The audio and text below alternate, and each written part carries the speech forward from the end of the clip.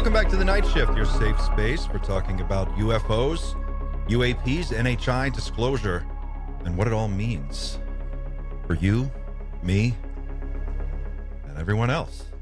It's a strange time to be alive. We live in interesting times, that's for sure. We have an extra special guest for you tonight. I'm so excited. And we're going to be talking to Reed Summers in just a few moments. Reed is someone who has thought very deeply about what it is that the NHI might actually be up to and how we should start thinking about that. What should our response be? And how do we know? How can we tell, what's going on? What can we observe? So we're going to get into that with Reed. We also have our panel with us tonight. I'm going to introduce them now. Pavel, host of the smash hit Psychoactivo podcast, is with us. Pavel, how are you? Hey, I'm good. How are you guys? You're the host of YouTube. Good to see you. And Dan Cleary, host of Others from Another Mother, is with us. Dan, how are you? Not a smash hit, but I'm doing good. Thank you so much. the smash hit. And of course, producer Xander Jones is with us as well. How are you, Xander? I am doing good. I'm doing good. And Xander has a quick announcement. Do you want to tell him now, or should we save it for the end? It's really good. Whatever you think. Whatever you think. It's your show. I'd say now, so people can start. Let's do it now, so people have a second. Okay. Hey everyone. So yeah, been working with Clint since when? October last year. At this point. Oh yeah, it's been a little also, while. Sorry if you can hear a little fan in the background. It's quite a hot night tonight. And long may that partnership continue with the Night Shift. Absolutely. But I've decided to set up my own YouTube channel.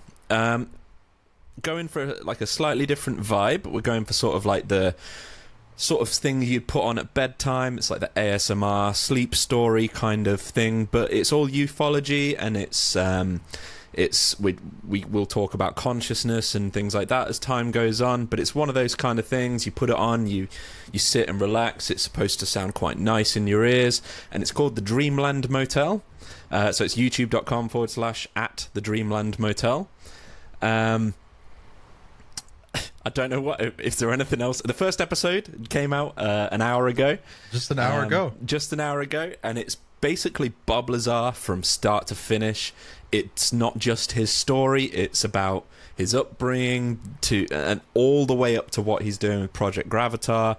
And it's just designed, you want to go to bed, but you don't want to stop with your ufology content. You slap it on, you put some nice headphones on, and just vibe out. And that's about it, really. I hope everyone enjoys it. It's so well done, and I just want to say to people, go there, listen to it, subscribe. I think I was like your 12th or 13th subscriber when I went there after you launched the channel. It's excellent, so I highly recommend it, guys. That's the one of the many top secret projects you're working on. Yeah, there's one more, two more, but that one will do for now. That should sort you for the next month. Did you say the name of the channel yet? Yes, so it's at the Dreamland Motel on YouTube, and we're also the same on all the other socials and stuff. So if you search for me on all the socials with just the Dreamland Motel, I should show up. But bearing in mind, right now I've got 15 subscribers, so might not be the top result, but we'll get there. We'll get there. You're going to have 20 by the end of the show for sure. Maybe even 25. Maybe. And after today, after we wrap the show today, I think we're going to bounce over to the Discord and do another follow-up chat to kind of just a little more casual there as well, and we can talk about Dreamland as well, and anything else you guys want to get into. Thanks, Xander. So our guest is Reed Summers, who is an investigator, host of the Emergent podcast, and creator of the new digital platform Forerunner, a place for truth-seeking pioneers who are navigating the front lines of the UFO UAP phenomenon and our human engagement with non-human intelligence. His body of work sheds light on the activities and behaviors of the non-human intelligences present in our world and seeks to develop our human capability to understand their nature and origin as well as their motivations and intentions for direct involvement with the human species.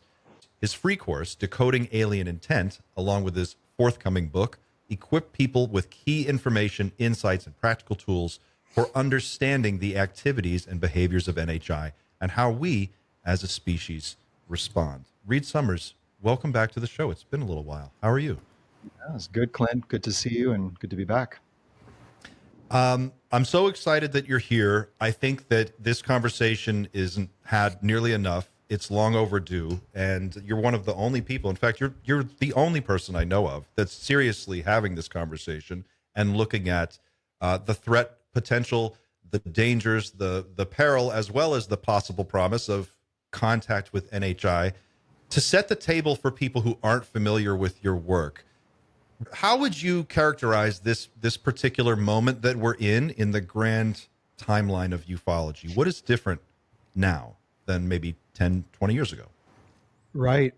Well, I hate to be the only one, by the way, and so I hope to bring others into this conversation, which to me is, it's logical, it's instinctual, and it's also grounded in the observational record that we should be talking about intent and the potential that a hostile element of NHI is operating in the world, which you can see indicated in numerous experiencer accounts, numerous official documentation about potential UAP altercations with the military. So it's totally logical and reasonable to be talking about this. So welcome on in, everyone. Yeah, I believe in the last, well, since 2017, the 3 Navy videos, Lou Elizondo stepping forward, ATIP, OSAP coming into the public awareness. I think what we're seeing is some effort from within the former or current programs within the U.S. government investigating UAP, potentially engaging in crash recovery efforts, possibly reverse engineering, to step forward and inform the public due to some set of undisclosed exigencies. There are hard realities, as Lou has described it, behind this phenomenon. And there is some unknown timeline or some set of provoking events that are forcing this out into the public. And I think that's, I have a sense of what that might be. We'll get into that. What is the alien agenda? What is the human agenda? But we're seeing credible individuals who had firsthand or secondhand access to information related to these programs stepping out, stepping on the record, into the public record, and speaking into the congressional record. We're seeing these data dumps like Immaculate Constellation, Matthew Brown, and others stepping forward. It's really unprecedented. This is, I think, being again triggered by external exigencies, but it's also being triggered by a combination of other factors. You know, a few good men, absolutely. I think there's also a variety of factions with differing agendas at play to bring this out in different ways to different degrees. And then we're seeing some maybe break for cover, you know, who have had liability due to their personal participation in these programs, stepping forward, possibly to indemnify themselves and to come forward as a voice of disclosure, so that they are not painted as a voice of the cover-up. I kind of jokingly put on Twitter when I saw the Age of Disclosure documentary announcement with Clapper, right from the age of the cover-up, right from the age of cover-up to the age of disclosure, right? So, you know, interesting to see individuals who were involved coming out pro-disclosure. So I think there's a number of, quote, forcings, to take the climate atmospherics terminology, a number of forcings that are causing this atmospheric shift in the nature of the UFO conversation. Why do you think it is that people are so, it seems very obvious that people are nervous around this topic. Like there's a lot of weird, nervous laughter around it when they get right down to the nitty gritty about, well, what are these craft actually doing? Particularly with the fighter pilots who are, you know, being followed by these things or encountering them when they're training. And it seems like the conversation always stops short of, so what does this mean? Like, what do we actually do about it? How do you jump that gap from what we see to what your conclusion is? I would argue that there is a powerful field of force field, kind of enshrining this topic and keeping people from going too far, too deep in their assessment, to the point where they could actually possibly accurately understand some aspects, for example, the hostile element, like I said, there's something that doesn't want people quite yet to go there. And I also think there's also an impasse internally. I mean, we all want to think on the positive side of life. It's uncomfortable to be faced with a truth like that. And then, of course, it compels one to respond. Like, you can't just know about that and then go back to the UFO news cycle. You would have to possibly take a position, and we can talk about, what does it mean to go from exploration of the UFO phenomenon to responding to the UFO phenomenon? What does citizen activism look like, not just around government secrecy, but potential NHI secrecy and activity on the ground? So I think we're pressing up against that tender nerve. I think we're going to burst through in the next several years. That's my sense. What do I do to jump the gap? I'm somewhat of an outsider to ufology. I've not been speaking on the circuit. I am not newly aware of this or involved, but I am newly publicly communicating more concertedly about it. So I've just kind of gotten into the fight. I'm thinking with my own left and right brain and using whatever capabilities I have to think through the phenomenon, using, again, reason, logic, caution, responsibility to the human species. And as I do that, and as I look at the phenomena associated with UAP and potential NHI, as I look at these nuclear incursions, these altercations with military, this tampering with military systems, some of them in flight, causing, in some cases, actual crashes and the death of the pilots. As I look at altercations with first responders on the ground, which actually have happened, that most people don't know have happened. As I look at the physical encounters, the non-consensual encounters, potential forced medical experimentation upon people who are engaged non-consensually. As I look at the missing peoples phenomenon, right? So there are hundreds of thousands of missing people presently in this country alone. Now, of course, most are due to a variety of human criminal activity or just other aspects of society. But is there the potential that the abduction phenomenon has a linkage to the missing peoples phenomenon, which also has a linkage to the redeposited peoples phenomenon, which is to say people found in nature, deceased, exhibiting signs of bizarre medical examination, excisement, that are similar to the animal mutilation phenomenon, which has been reported for decades. So we have this anomalous activity on the ground. We don't know to what extent it correlates to UAP, let alone NHI beyond it, because not all UAP correlates to NHI. But I think what we have are numerous indicators, wealth of testimonial evidence that we could use to shape our investigations, which is what I'm presently doing. That's my other wheelhouse, is getting into the investigation of this phenomenon on the ground, in the field, targeted in ways that actually use the wealth, the hundreds of thousands of UAP reports that are already publicly available. Newfork, Kufos, MUFON, Humcat, Rosales. There are hundreds of thousands of data points right there. AI may be the death of the UFO video, right? Or the UFO podcaster, as we were joking about before the show.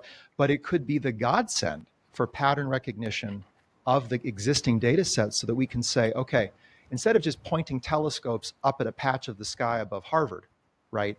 Or just wheeling around along the coastal highway hoping we see something, why don't we go to locations that have the highest preponderance of UAP activity, map that on top of locations, demographics, populations that have the highest reporting of NHI encounters, and go figure out what's going on there through both technological, testimonial means. So there's a lot we can do. There's actually a lot more we can do than just sit around waiting for the Pentagon and hoping that our feed, when we refresh it on Twitter, has a juicy nugget from a former government official.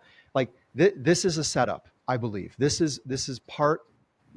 We are being parked, right, at the edge of a parking lot that is, level 7, Pentagon, outer wing, furthest walk to the front door, saying, line up, folks, park yourselves here for 30 years. We'll give you scraps out of the back gate. When really citizen activism, citizen science, UAP detection and tracking, they're all within our reach. The tools there. There's actually companies and startups and academic groups that are already out in the field revolutionizing our ability to detect and monitor. When there is another New Jersey drone flap, we don't just wait around for CNN to tell us what's going on, or the press secretary for the then president. It's like, no, we go out and figure out if they're lying or not. Right. That's such a great point. And you kind of describe yourself as a UFO activist, I guess you could say, in the sense that, as a regular person who's kind of been switched on to this, and you started to investigate it yourself, looking into the darker aspects of the phenomenon. You just mentioned abductions and mutilations, which are kind of the third rail, for sure, the fringe of the fringe in this community. And I don't think that's an accident. I think that's been engineered that way. And then you said something that was pretty interesting about how we're being parked sort of here. Where this is some kind of maybe a media play to get us to look one way while something else is happening. Can you explain a little bit more about how you view that? What's going on right now? For sure. I mean, I think, the obfuscation tactics, the disinformation programs that have been underway for decades are still at play. We are still being led into what is potentially a false authority syndrome, where only hard evidence can prove the phenomenon to most people. And therefore, that's all we need. That's all we can rely upon. And gosh darn it, who has all of that hard evidence? They do. And so there is kind of a self-fulfilling prophecy at work there that creates an impasse. And basically what happens is, because we can't generate enough hard evidence to convince a majority, we wait around for those who might prefer it, or we do the FOIA request approach. All good efforts. Don't mean to cast aspersions. And there are good people coming out of government with important information. And I don't mean to say that they're part of that disinformation circuitry. But I think, to the degree, maybe this is self-imposed by ufology upon itself. Maybe it's long-standing, well-engineered over many decades. But basically, we operate in this eddy in the larger river of society, right? We speculate and theorize. And then, of course, to gain airtime on the UFO entertainment circuit, you have to theorize bigger, better, harder, wilder than the last guy. And this is the Gaia syndrome, right? Mm-hmm. The Gaia TV syndrome, right? And so, and then, of course, the public looks at that eddy and says, heck no, I'm not stepping into that. I don't want to waste my time and energy. That looks like a circus. And it has been a circus. Now that's changing. There's way more credible people. There's more credible theorizing going on, but still the eddy can still, kind of entrap us and prevent us from getting down the road of assessing the phenomenon and its intent, which I would say is well within our reach already. Like, if we can't use the evidence we have over 80 years, 100,000 data points, new fork, then what are we going to do with more evidence, right? We're still not capable of starting assessment, leading to working conclusion, iterated by field research and further inquiry. So this is my work. This is my course. Forerunner is about kickstarting this two-stroke engine in the minds of each of us, but in the UFO crowd, to say, let's empower ourselves. Let's not empower the very entities that have been in power on this issue. Let's let them confirm or corroborate the findings of society, and let's go figure this out in society. And to the degree we can do that, I think that also unleashes or unlocks some of what has bound up the national security state in disclosing this issue. Because if they're the ones who are going to provoke a societal awareness awakening to UFO, NHI, cosmic realities, exoplanetary systems, interspecies contact, right? The whole exosystemic interaction of life. Okay, then that's going to trigger the whole religious rethink about human origins, human centrality with God.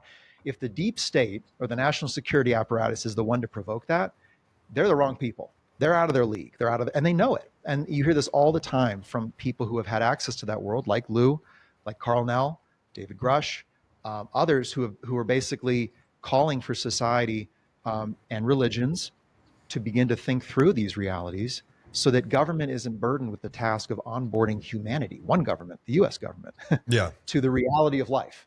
So society really does need to be, I think, the first and hardest push forward. And I think it's possible. I want to dig a little deeper on this, but before we go there, I just want to remind anyone who's watching, if you're watching at home or playing the home game, you can go to our Discord and place your questions. If you've got questions for Reed or for the panel and you want to drop those in the live questions channel on the Discord server, you can do that. And then we'll be checking that throughout the show to see what you guys want to know.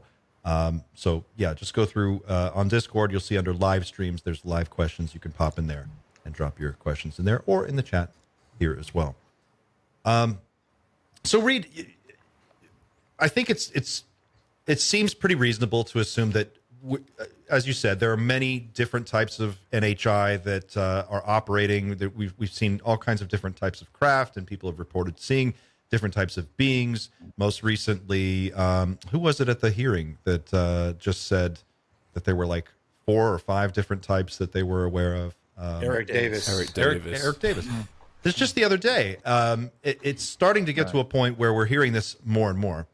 But it's not all good or all bad. How do we know what we should be concerned about? Like, what types of threats are on your mind? What types of dangers? What types of risks are you thinking about? Yeah. And I like to go in that sequence, but in reverse, risk, hazard or danger, and then threat. Because, risk is inherent to the phenomenon. The risk could be a miscalculation between nuclear superpowers because one of them thinks the other is disabling each other's nuclear warheads. There were no fewer than, I believe, 7 near nuclear war triggering incidents during the Cold War due to a combination of technician error, system failure, birds, radar malfunction. So having UAP hover above nuclear facilities disable warheads or enable warheads, as happened in 1982 in the former Soviet Ukraine, putting them into launch sequence, right? Activity like this presents tremendous risk without even accounting for intent or threat. So I think there's tremendous risk we need to assess. As for taking a step in, danger or hazard can ensue from good intentions on both parties. And so what are the most hazardous potential aspects of the phenomenon? Well, I think we need to go and look at its activity around sensitive sites, sensitive military installations, its engagement with military personnel, equipment, aircraft carriers, planes, submarines, etc., because that activity does have the potential to cause a miscalculation and some kind of human reaction. Ryan Graves has talked about the safety of flight hazard, in that some of these UAP encounters in the air have caused near misses with civilian airliners with hundreds of civilian passengers. South Africa, for example, a UFO passed within like hundreds of feet, several hundred feet of a civilian airliner when the safe flight distance is 10 times that probably. He actually shared this account in his opening remarks at the Soul Foundation conference last November. Serious safety of flight issue, which could down a civilian airliner, right? There are other altercations in the air. There have been attempted shoot downs of UAP by military craft, with the military craft instrumentation failing, the craft almost crashing. In coming out of Russia via George Knapp, reportedly 45 altercations in the air, causing several jets to crash and the death of their pilots. Okay, so that's that layer. And then the layer down is at the civilian level. Recent SCU, Scientific Coalition for UAP Studies research, shows that the civilian engagement might have kicked up into a higher gear in the late 60s. Prior to that, it was mostly a military fixation. Encounters or sightings were reported during the daylight hours at a distance, and then began this nighttime close approach to more civilian areas and civilian potential targets. So, what is that about? Now, I think if we want to understand the intent of the phenomenon, well, a few things. I first want to back out and just say there are multiple intents at play in all probability. Those intents might be in competition with one another. We might be in something of a crowded field, right? We have been living with an island mentality. It's just us humans on our little island, our little beautiful planet of Earth. Well, these entities are probably coming from a continental reality, which is to say they are accustomed to inter-civilizational interaction, collaboration, competition, conflict, deal-making, subversive activity, etc. So, we might think very simplistically, well, they're either here to hurt us or they're here to save us, good or bad, one or the other. They haven't hurt us, they haven't destroyed us, so they must be here to help us. I hear it all the time. This is island life thinking right here. We need to think continentally, which is when an entity wants to enact their intent, could be out of their self-interest, could be a collaborative interest, win-win, or it could be a purely detrimental, hostile interest, which is to take down another player or force. These entities have probably had thousands, tens of thousands, or longer time period to perfect whatever strategies are most effective in a highly technological environment where technological parity might exist, such that you can't just, gain the upper hand by inventing some new form of energy extraction. It's already been done, right? So maybe there are forms of influence that are enacted more subtly through long-term observation of another species and the engineering of communications that utilize their data set, for example. Oh, Yeah. and guess what? We have AI now, which is already scooped up and is using our data set, presumably on our behalf. Could it be used on another's behalf, right? Could these technologies either have been introduced or spurred in their development, hastened by other entities that want to see us be able to connect, plug in to their exosystemic technosphere? So I think, but going back to my point about the civilian side, I think going right to that most intimate point of contact, where is reported NHI engaging with living men, women, and children, and what happens? What is the characteristic profile of the encounter, of the entity, and of the activity? And if we can understand that, we're understanding the deepest penetration into our world that might then reverse explain some of the more superficial activity in the air, in the ocean, etc. I want to ask you about well, there's a viewer question I want to get to first, and then I'll circle back on this. But we have a question from our Discord, and again, if you want to drop a question in the Discord, go to our Discord server, and you can go to under live streams. There's a channel for live questions. You can drop it there. This one comes from CJ, the alien guy. He says, Reed, do you believe or think that the secrecy behind UAP might be a part of the NHI agenda and not ours? Or perhaps part of an agreement that's not, or that's part of the reason for secrecy? I heard Eric Weinstein. Yeah, I'm sorry, I missed that last part of an agreement, he said? Yeah, like in other words, are NHI, do you think NHI are possibly working with maybe our deep state people to like maintain this secret cover up for their ends? Like in other words, are we collaborating? Right. Do we have human collaborators working with NHI? I hope I got that interpretation of your question. Yeah, big question. I always want to account for the nuance and the complexity of the picture. There's over 170 nation states in this world. I believe there are dozens of crash retrieval and reverse engineering programs. I think if there have been interactions, it's with multiple state actors, certainly all foreign superpowers and our own.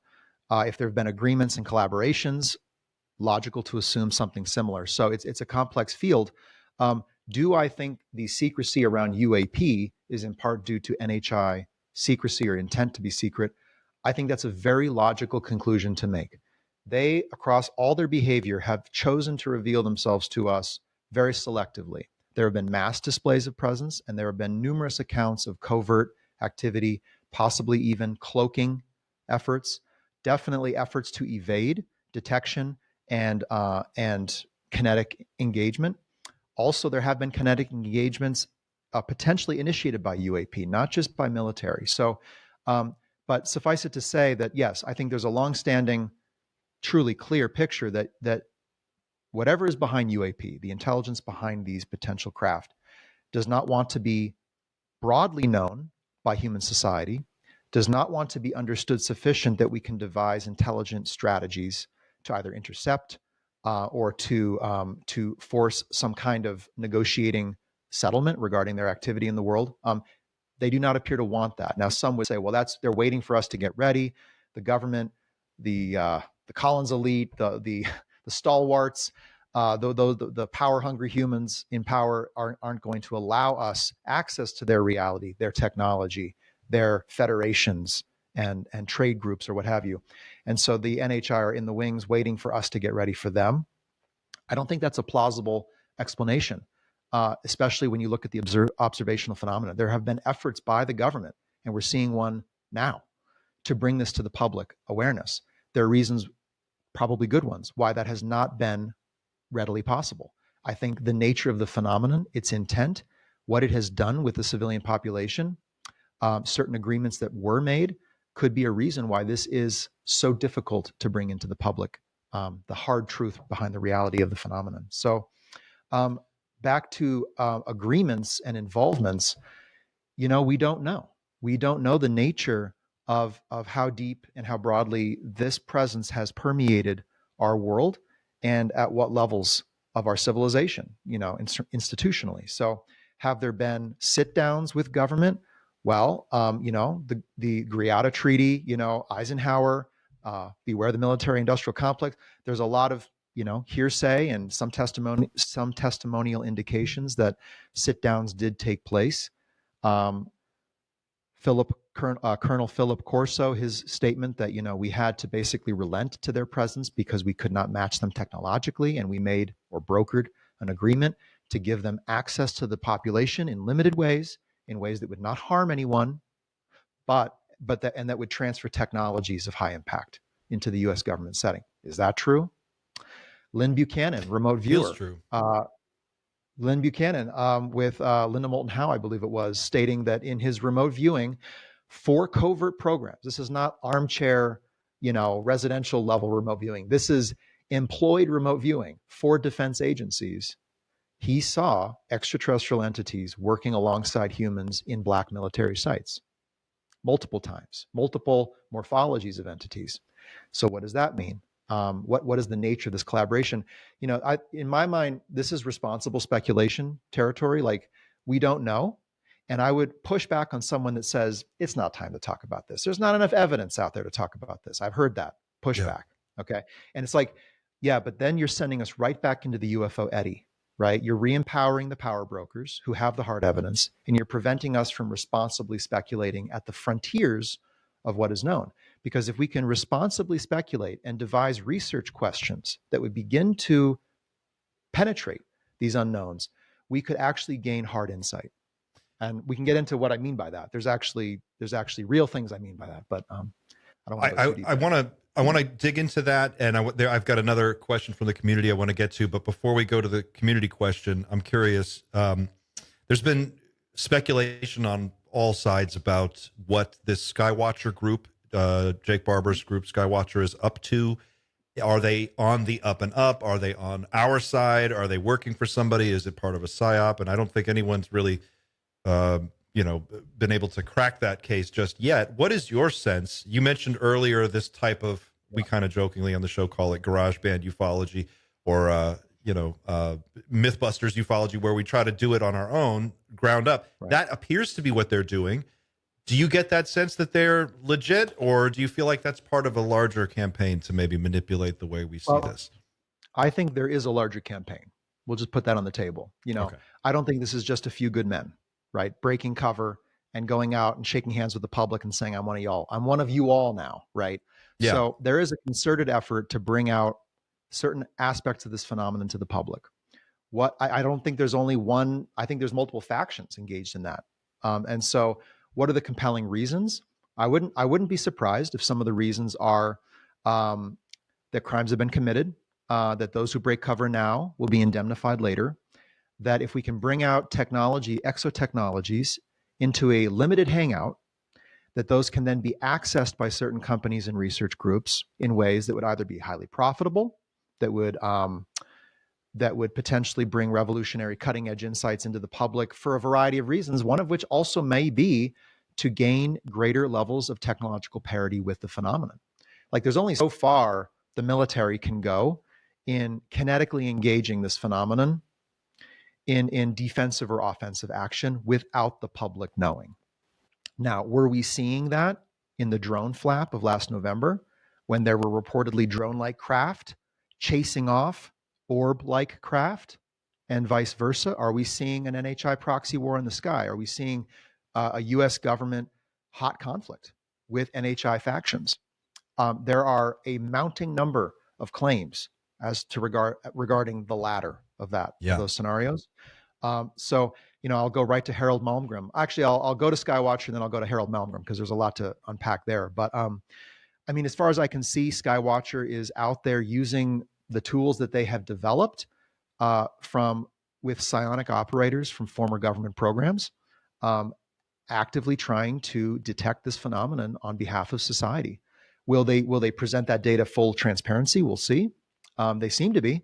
There's some pretty eye-popping information, photo, video coming out. James Fowler, who I believe is director of Skywatcher or director of science and technology, I'm not sure. His interview with Jesse Michaels, basically speaking right on the camera about being hit by a direct energy weapon, about attempts, variety of attempts to engage NHI. I'm sorry, UAP, not necessarily NHI. And putting out the morphologies of the craft. I think it's great. We need that taxonomy.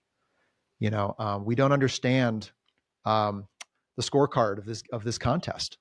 What do you Yeah. just, if I can, and sorry to interrupt you, but what do you make of they've identified 9 different categories of craft that they characterize based on what performance characteristics they see, and it's interesting because we've talked about it on this show that it seems like none of the 9 types of craft they identified look like a flying saucer. And not that they should all look like flying saucers, but it seems like for 60, 70 years we've been hearing about flying saucers, and then suddenly that is not really brought up anymore. It's orbs, it's all of these jellyfish. Yeah. What do you make of that? I'm just curious. Well, if you want to check out lesson 4 of my course on decoding alien intent, I look at patterns and trends in reported UAP shape, activity, and to some degree geographical appearance. And I begin to try to detect certain patterns in that historical data set. Now, one good data point in that data set is that the preponderance of saucer-shaped craft tapered off many decades ago. Cigar-shaped craft as well. And now what we see, also black triangles peaked, I believe, in the 90s or early 2000s, blanking on that, but it's in my course if you want to check it out. I basically go through, I believe, 5 different research papers and initiatives that have looked across the New Fork database for patterns and trends. That we are seeing more orbs, spheroids, luminous objects. Could that be because some have surmised that those are essentially drone craft of a larger inhabited or operated craft by an entity? So are we seeing a pullback from the airspace by large structured craft and the insertion of small, harder to detect, potentially cloakable craft? I can only speculate. But it is certain that the reported shape and kinematic activity of these craft has changed over the decades. I also think the reverse engineering efforts probably have delivered us to the point, not us, them, those who are behind those efforts, to developing a true ARV that is able to mimic UAP craft and, of course, do everything else that they would want to do with that. There's also indications that UAP have mimicked human craft, human-looking craft. Yeah. So this thing of mimicry, it's interesting. Well, that's like the drone thing in New Jersey. That's what everyone was suggesting, was that they were trying to look like drones, but they it's just right. Blinky lights, but they're not the right kind of blinky lights. It doesn't, it didn't make any sense, that whole narrative about they were, Chinese drones, or why would they have blinking lights on them? It doesn't make sense. As I looked at that, the red light was flashing on my dashboard saying manufactured crisis. Someone is trying to manufacture a crisis for definitely the incoming administration, but also the existing national security apparatus. So who benefits from the ambiguity regarding the source of those reported craft and their activity in the sky? I don't think the administration would. I can't imagine military 3-letter agencies would. I can't imagine defense companies would. And then you go to like Russia, China. Would they benefit from putting all these up? I mean, it's tantamount to an act of war, right? And unless you're a defense company that manufactures drone technology that you want to take down. Why would you put that in public purview? Why would you air it all out in the public skies, 6 p.m. rush hour? Well, you create the threat, and then you say, "Well, I've got the tool to identify those drones, and I can sell it to you." Interestingly, we've got just though, thing. What came out is they were not able to. Yeah. Despite unlimited budget and Yeah. I mean, from what I heard, Lockheed and others brought their kit right to the vicinity and were unable to either jam these craft or effectively bring them down when attempting to do so. So it was a humiliating event for all human actors. So it begs you to question, well, is this an NHI generated psychological operation, possibly to undermine citizen faith in government? Because, of course, the incoming administration, this happened weeks before and weeks after they took office, they're not going to be able to credibly disclose what was going on. They may not even know. And so they have to kind of play it, kick the can, possibly tell some white lies or even worse. So now they're making themselves look bad to the public. The public wants answers. No one can give it. It generates a crisis of human on human, citizen to government authority. So, but back to Skywatcher. Yeah, no, I'm watching everything they put out closely. If they can, as they say they might intend to do or be able to do, to bring one of these craft in, to bring it within observational distance, to get it to the ground, to provide hard evidence to society outside the context of government agencies who have, of course, probably these direct energy microwave, high pulse weapons that can bring them down already, right? Well, that's not coming out to the public. But if there is an organization that can do so with CNN on the ground, camera crew ready, that would be a scenario gets us to the next level for sure of this thing, that breaks right? us through. Yes. Yeah. Yeah. But if I may, I don't know if now's the moment to talk about Harold Malmgren. But Please. or we can. Oh, okay. Well, I watched that interview with Jesse Michaels very closely. I was very surprised when he passed away days later. Of course, he was not in the best of health, and rest in peace. But some of the things he indicated mapped on top of other things I've heard reported years ago, and that strike at this question of either involvement or resistance and kinetic opposition. So I just want to highlight this claim that Harold Malmgren made, which is that let me fact check myself. Okay, yes, got the year straight. So 1962, the Bluegill triple prime nuclear test in the Johnston Atoll in the South Pacific, testing a high altitude detonation of a nuclear warhead, reportedly part of a long-standing series of nuclear tests to test our nuclear arsenal. According to Harold Malmgren, a number of things really took place. First, and least shocking of them all, a UFO UAP was detected in the fire plume of the detonation. It fell out of the sky. It was recovered. Okay, it was brought to Los Alamos. Okay, you could say, wow, well, that's the shocking revelation of that story, right?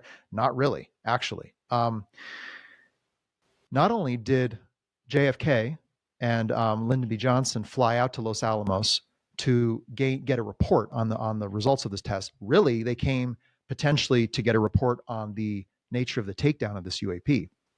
Harold Malmgren said, I believe he said he was asked to personally handle the material from this craft. Okay, it gets a little wilder here, that he felt this thing communicated into his mind, might have actually put information into his mind, and he surmised that the individual who had him handle it only to test that potential connection. Again, the psionic capability of human beings to interact not only with the entity, but with the craft. And the craft, by the way, have some reported to be semi-biological, right?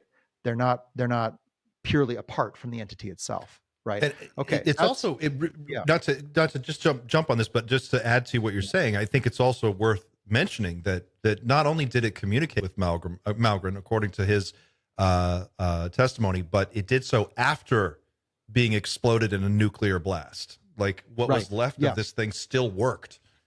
Right. Yes, this was wreckage. This was shards of metamaterial, one might presume. Right. Okay. Now we could go off on the JFK tangent and highlight the fact that it was several days or maybe 10 days, fact check me on that, after JFK sent a memorandum to the CIA requiring information and a report on the UAP phenomenon that he was killed. Okay, that's a whole rabbit hole that I think we might gain some insight into in the years to come. But back to the UAP takedown, Harold Malmgren says that this nuclear test was in part or in large part purposed as the test of a direct energy weapon to take down UAPs. That is actually what the test was. Now, we've heard other talk about the Reagan-era Star Wars program, right? Anti-satellite weapons, or I'm sorry, anti-ICBM. There's in Israel, they have one called the Iron Beam. Iron Dome, I think it is. And then we've got Golden Dome. coming in Well, I the think US. Iron Dome is the surface-to-air missile technology Yeah. and system. Golden Dome, however, seems to be a continuation of that Star Wars program. I have heard from people I find credible that the Star Wars program was actually highly purposed as a UAP takedown, a UAP disable, a strike disable, and shoot down program of some kind. So that we are testing. Just take this in for a moment, if true. Right. It's unverified. Hopefully, we can gain greater verification. But if you take Harold Malmgren at his word, the US government is engaging in nuclear tests involving numerous Navy vessels, multiple three-letter agencies, massive organization on the ground among many military personnel to test a direct energy weapon purposed to take down UAP. Now, that to me just gives a sense of the scale and the scope of the kinetic, hot engagement that may already be taking place. And if that's true, you could say, well, it's just power-hungry humans that want to test weapons and weaponize UAP tech, and we're shooting down peace-loving beings in our first most beautiful contact event with another form of intelligence. I've heard it painted that way, okay, in the public. Or you could take a more 50-50 approach, which is there might be a reason to take these down. Maybe there's an attempt to gain either tech parity with a technological presence that has the ability to massively disrupt not only military systems but the operations of society, or to undermine the citizen government contract in some way. Or it might not be, it might be truly 50-50, which is this is somewhat defensive action, not just offensive action. There's actually a fight going on for the sky and for the ground, and that UAP are either provoking human actors, human military agencies, etc., or they are engaged in hostile activity that we're not aware of, that's not been disclosed to us. So I think this just sets the stage for how to potentially think about this interaction. I wouldn't say this is remote observation or incidental contact. They just glanced off the surface of our world, or a long-running science program where they just want to just put a little tag in the ear and let the animal, let the wildebeest roam the landscape and just watch it in its natural habitat. Don't do anything to it. I don't think we're there. I think we need to go deeper and really acknowledge this is an incursion. It is some sort of effort to involve itself in our human world, potentially alter our human world, our human bodies, our human genetics. We don't know yet, but it is down and in, not up and out. I think that is something that the longer this goes on, people sort of suspect to be the case. As you spend more time with it, it's hard to imagine that it's all just love and light. Like and I think that there's certainly an effort to portray it that way. Certain people, of course, Stephen Greer has been very public about this, saying that there's no possible way there could be any danger coming from the NHI. It would just be us. That just doesn't feel very safe. It doesn't feel like common sense thinking to me, and I like your approach a little better, a lot better. I've got a question. Actually, I have a comment here from someone on our Discord here. This is a group. Are you familiar with the Hestelin project? Hestelin, am I saying vaguely, only vaguely. They are. It's been mentioned to me. Yeah. They are a group of researchers who have basically set up sensors around this hotspot in Hestelin, and they observe all kinds of different phenomena. And one of our friends at Hestelin just said in the comments here, Reed, we have a citizen science field trip planned at Project Hestelin this September. We have 25 years of pictures and videos from automated anomaly detection systems, now upgraded to better cameras, 1 year with good quality cameras, planning AI to detect anomalies, working on more mobile stations for anomaly detection, planning a LoRa mesh network for sensors out in the mountains. Is this what you are asking for, right? Volunteer work, citizen science? Yes, 100%. And the person who mentioned you to me, your organization to me, was in the context of a collaborative project that I'll be a part of initiating between UAP detection and tracking technology and research groups.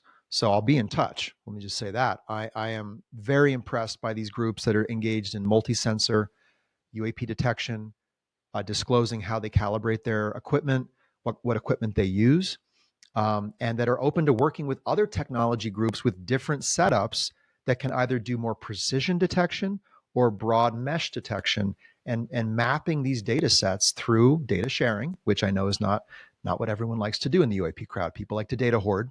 We need to be data sharing, centralized repository, research accessible, and begin to bring these limited resources together, to not cannibalize the limited, especially financial resources that are available, and to concentrate like a parabolic dish, right? Like parabolic solar energy generation. We have to have pinpoint energy put on key aspects of the phenomenon. And yes, if there is a location that you have detected as having a lot of UAP activity, I can't wait to see your findings, and I can't wait to get other technology companies connected. So yes, I'll start an email group, an email chain with the Hestelin guys, and I'd like to put you in contact with them. I think that would be really just to interrupt, if you don't mind me saying as well. We had them on the show. I think it was like one of the first shows of 2025 or something, and those guys are like pure scientists. But the moment like you start talking about all of the more speculative stuff, they know everything. Like they know absolutely everything, but they choose to talk about the science, and that's what I found.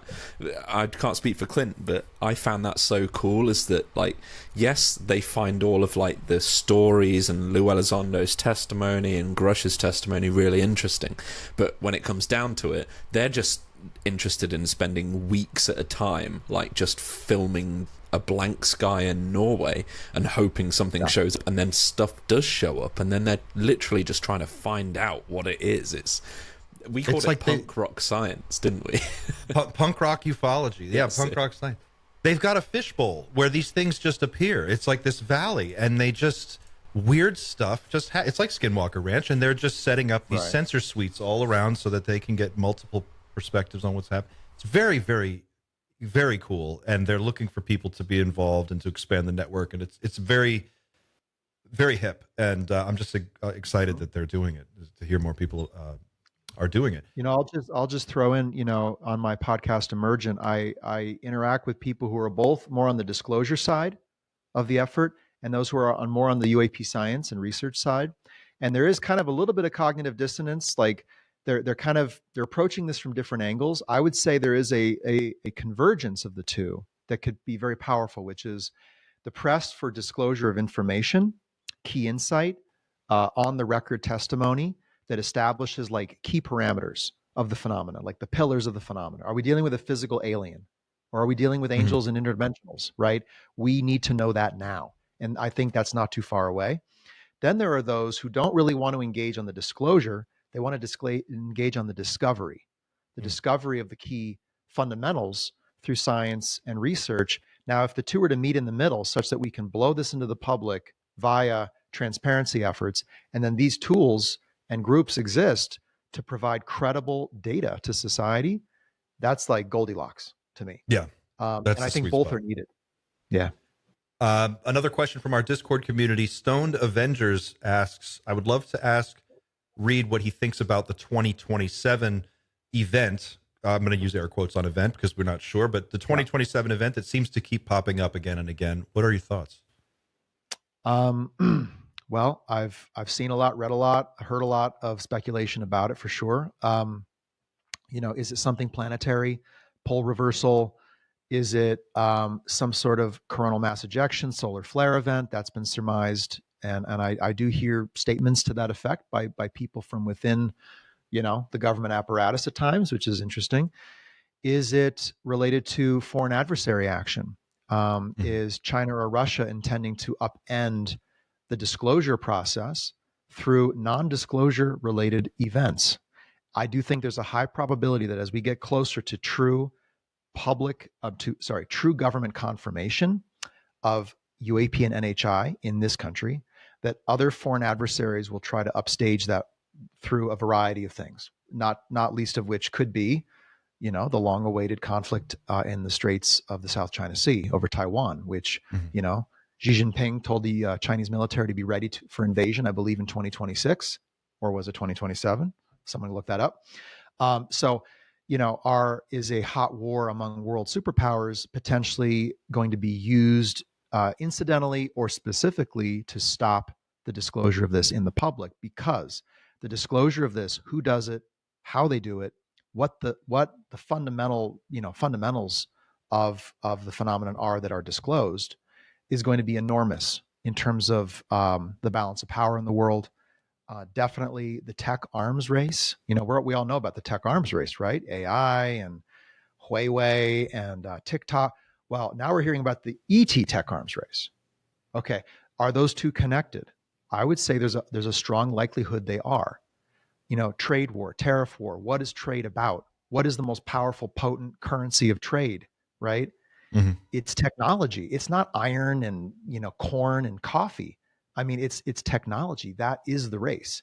Yeah. And so if NHI tech reverse engineering programs have been underway for decades, if that's under the skin of these great power conflicts, that's hugely dangerous, high hazard, right? Mm. And so is 2027 about that? I have also heard from individuals an interesting series of statements about claimed NHI retaliation.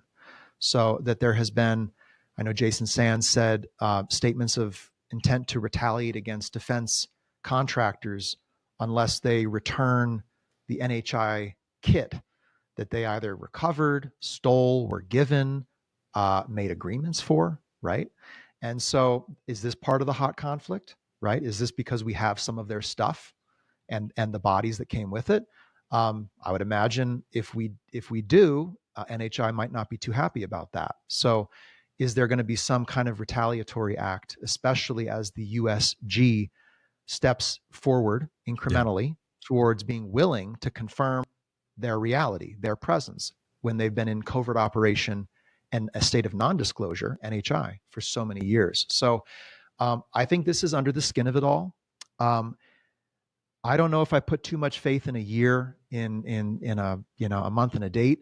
I've also heard 2036. I've also, Jeremy Corbell, that he has heard from numerous people. He says, this was in one video he did maybe 6 months ago, that there is a narrative at play in the halls of the defense establishment that they are coming, and they will come in 2036. And I don't know if they come in a threatening fashion or in a benevolent fashion, but that to me smells like a false narrative. I'm very suspicious of that, because they have already been here. How convenient would it be that you observe, you undertake extensive research and analysis of the species, their reproductive abilities, and their psychological functioning, their data, the data set of our civilization, and then you undertake an incursion, you selectively engage, you find your partners, your beachheads, your willing collaborators, your ignorant accomplices, right, so to speak, in the disinformation world. You also conduct some form of information war against human elements that are unwilling to work with you. You undermine their credibility. You degrade the compact between citizen and government, potentially. And in the words of Lou Elizondo, is this a form of IPB, initial preparation for battle, or of the battle space? And then you put out the narrative, we're only coming in 2036. We're not actually here yet, right? And yet you've laid the architecture for how society should respond. And as I look at this blooming of reported NHI communications, psionic engagements, all these statements, these narratives of humanity being primitive, unworthy of this planet, being a manufactured race, that they manufactured us, which is, of course, a claim we could never confirm ever, that they did it, that we can never claim, we could never corrupt, we could potentially verify a genetic anomaly in the evolution of our species, but we could never confirm that one actor who is saying they did it is the one who did it, right? So there's zero utility to that argument. There's zero ability of humanity to verify. So what does that mean? And then, of course, these narratives about a prison planet, that we're under containment, but that we could elevate ourselves if we elevate our frequency, our vibration, if we acknowledge the soul contract that we made to be part of a massive genetic experiment and upgrade, and then if we join some kind of galactic federation. It just we really get into the weeds too with these I call it the expanded universe. It's like we just people start adding on all these bits and pieces, and I you always bring it back to like brass tacks. What can we see? What do we know? What can we observe? What data do we already have? It's so refreshing. I know I see Dan and Pavel are nodding along, and they're like, yes, like I can tell there's some questions here, and I want to bring our panel into this conversation for the second half of the interview. Pavel, Dan, I don't know who wants to jump in first here, but what's your take on the threat possibility, the threat potential, or the risk potential for what we're looking at? Well, as you guys know, I've been looking into this for a while now, a few months at least, and what I've found is a lot of conflicting information. The people that I've asked, I specifically asked one of the people who are involved in trying to look into this, and I specifically asked them if this prediction had anything to do with remote viewers, because if you guys remember, Robert Bigelow did talk about having a remote viewing team and that they didn't see past a certain year. And there's something that I have a problem with when it comes to remote viewing, because although it is repeatable and it is real, I don't think it's reliable enough to entrust a prediction on it. So, and I also think that, and this is a personal belief, that whatever the future is, we are affecting it with our actions in the present. So whenever you want to remote view something, it's not even necessarily happening in the same timeline, I don't think, because I think the future is ever changing. So if there is data on whatever this may be, and whatever year this may come or may happen, it has to be specific data from sensors, not just a prediction from a remote viewing team, regardless of how accurate they are. I do think that's one piece, but it's not the full puzzle. Yeah, it's not. And it does help, because it's helped intelligence officers get to solve cases with remote viewing, but it's just a minor part that they use amongst a whole plethora of things that they're at their disposal. Dan, how about you? What's your take on where we're at and what maybe some of the risks are? Sure. It seems like the threat narrative historically comes mostly from people who have worked in government, and a big part of working in government is threat assessment. So you kind of have to look at everything as a possible threat, which is fair enough. But a lot of people that have had personal experiences, aside from abductions, but you don't hear a lot of negative parts of that. So I feel like a lot of the threat comes from government, but it doesn't mean it's not real. I mean, we have to assume that there's good and bad things at play here. That's kind of where I'm at with it. We were, before the show, we were just kicking around a few conversation points. And one of the things that has come up, not just a few times, but enough to raise my eyebrows a little bit, is this idea that they may already walk among us, as some have said. Robert Bigelow is probably one of the most well-known people who have mentioned this, that there are beings that look more or less just like us that are infiltrated or somehow inserted into our world. And I've heard people say, Robert Dean has said this, and Bigelow has said almost the same thing. He's like, you could sit next to one on an airplane, you would never know. Ingo Swan, speaking of remote viewers, I always bring up Ingo. He's talked about it. He said that he's been in the room with hybrids that look just like a human being. You can't tell the difference, but something he could tell was different about this person, but outwardly they look just like us. Reed, I just wonder, what's your instinct tell you? Do you think, are we in a situation where there are beings that look more or less like us that are kind of deeply embedded in our society that may be steering us in a particular direction one way or the other? Or is that just a bridge too far?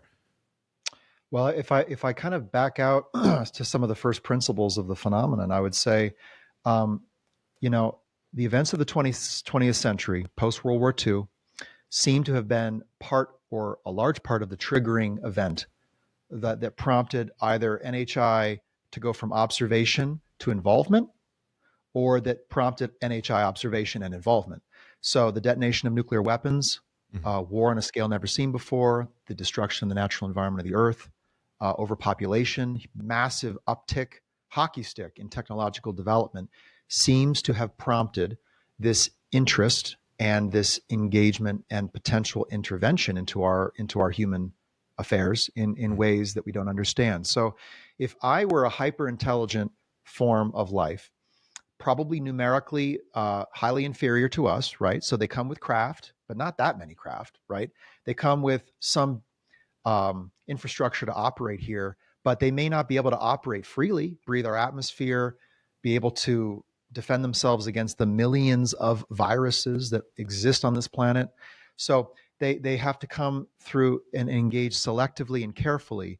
If I were them, I would want to at first shape the psychological space. So if you can affect the way people perceive reality, that would be advantageous, because then the physical engagement to follow would prefer your intent and program very well, versus you're fighting upstream. Humans want to see this aspect of you that you don't want them to see, and you have to hide it, cloak it, etc. Why not just prevent us from seeing, right? Or cloud the airwaves of our own minds with too much information, TMI, or to distract us, or to fracture our societies and manufacture crises that basically just consume the limited bandwidth we have.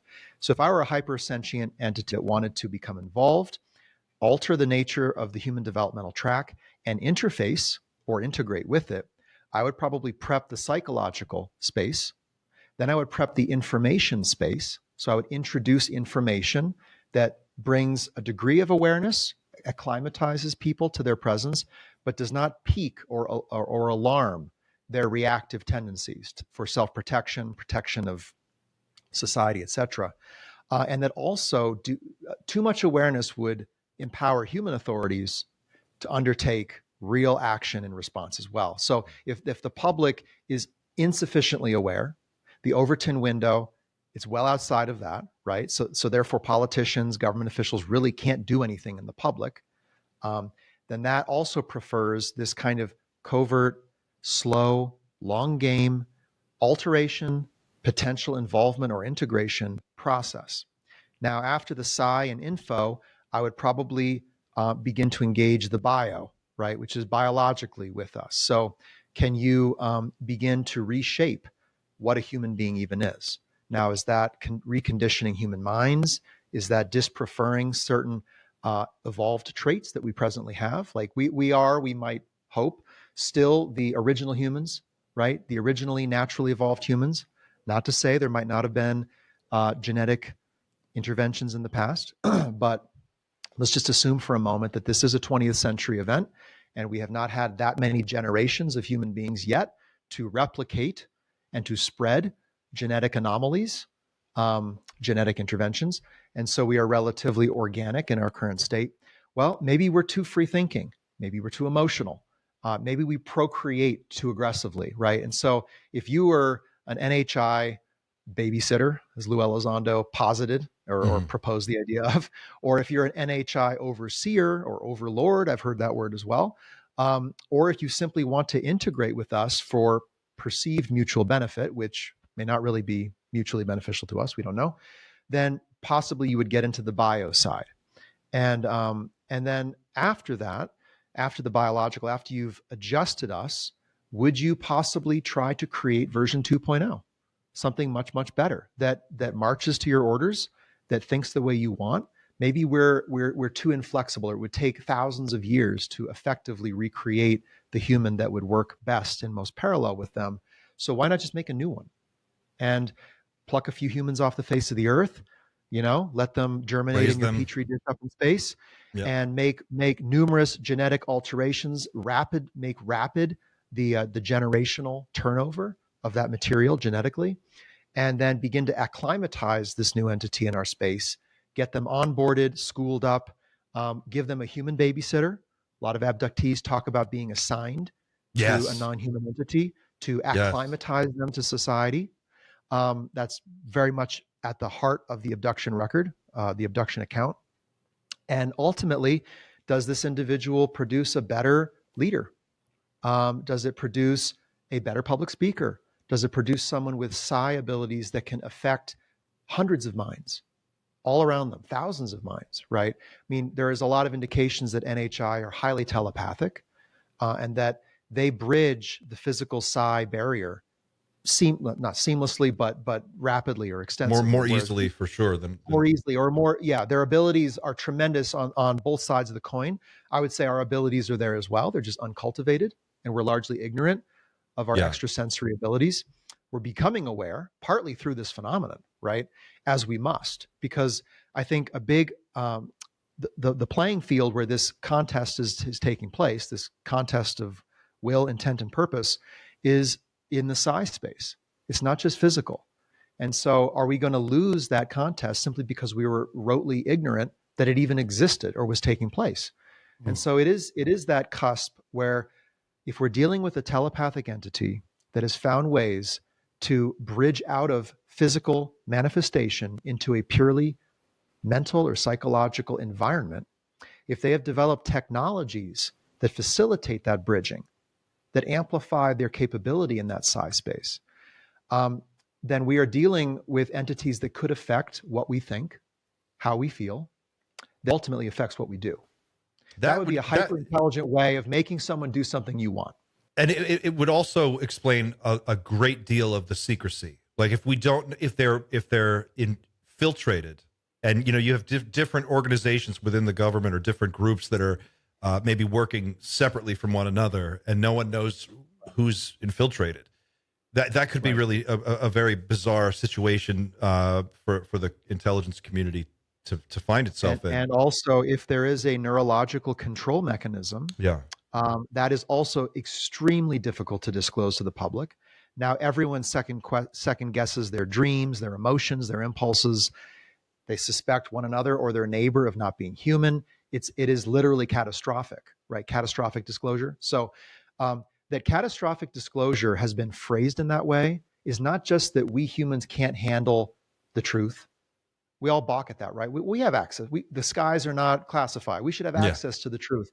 Well, would we be stable and would we survive our access to that truth? The truth that we are being influenced potentially neurologically, potentially genetically. Now that's a much bigger ask of society at large. I also just want to say here, because this might sound very out there, and people kind of do point the finger at me as being way ahead of the evidence curve, too speculative. How do we really know this is real? Okay. Well, again, I think this is responsible speculation. If UAP are structured craft under intelligent control, intelligence means intent. Okay. Their intent is almost guaranteed to not match our own. And so we have to negotiate their intent with ours.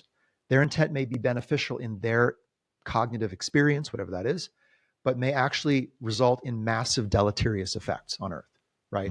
There have been many cases of human leadership trying to do good and causing catastrophe, right? And the loss of life. So we have to that's just the base level of the nature of what's happening. We are negotiating intents. In a state of non-disclosure and covert operation, we have to use behavior to decode intent. We don't have a viable way to demand their disclosure either. So comms channels don't exist with society. We should, at this point, I think there are many indications that we're within the larger category of NHI, which some might think is, well, that means non-physical entities, interdimensional entities. I mean, could it mean God and angels themselves, right?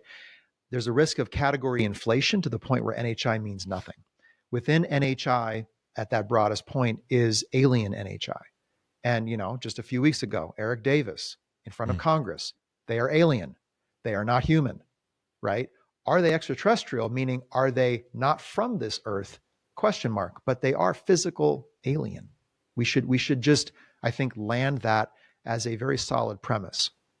Now, in the physical interaction between life forms that have evolved in a universe of limited resources, there are evolutionary traits that arise.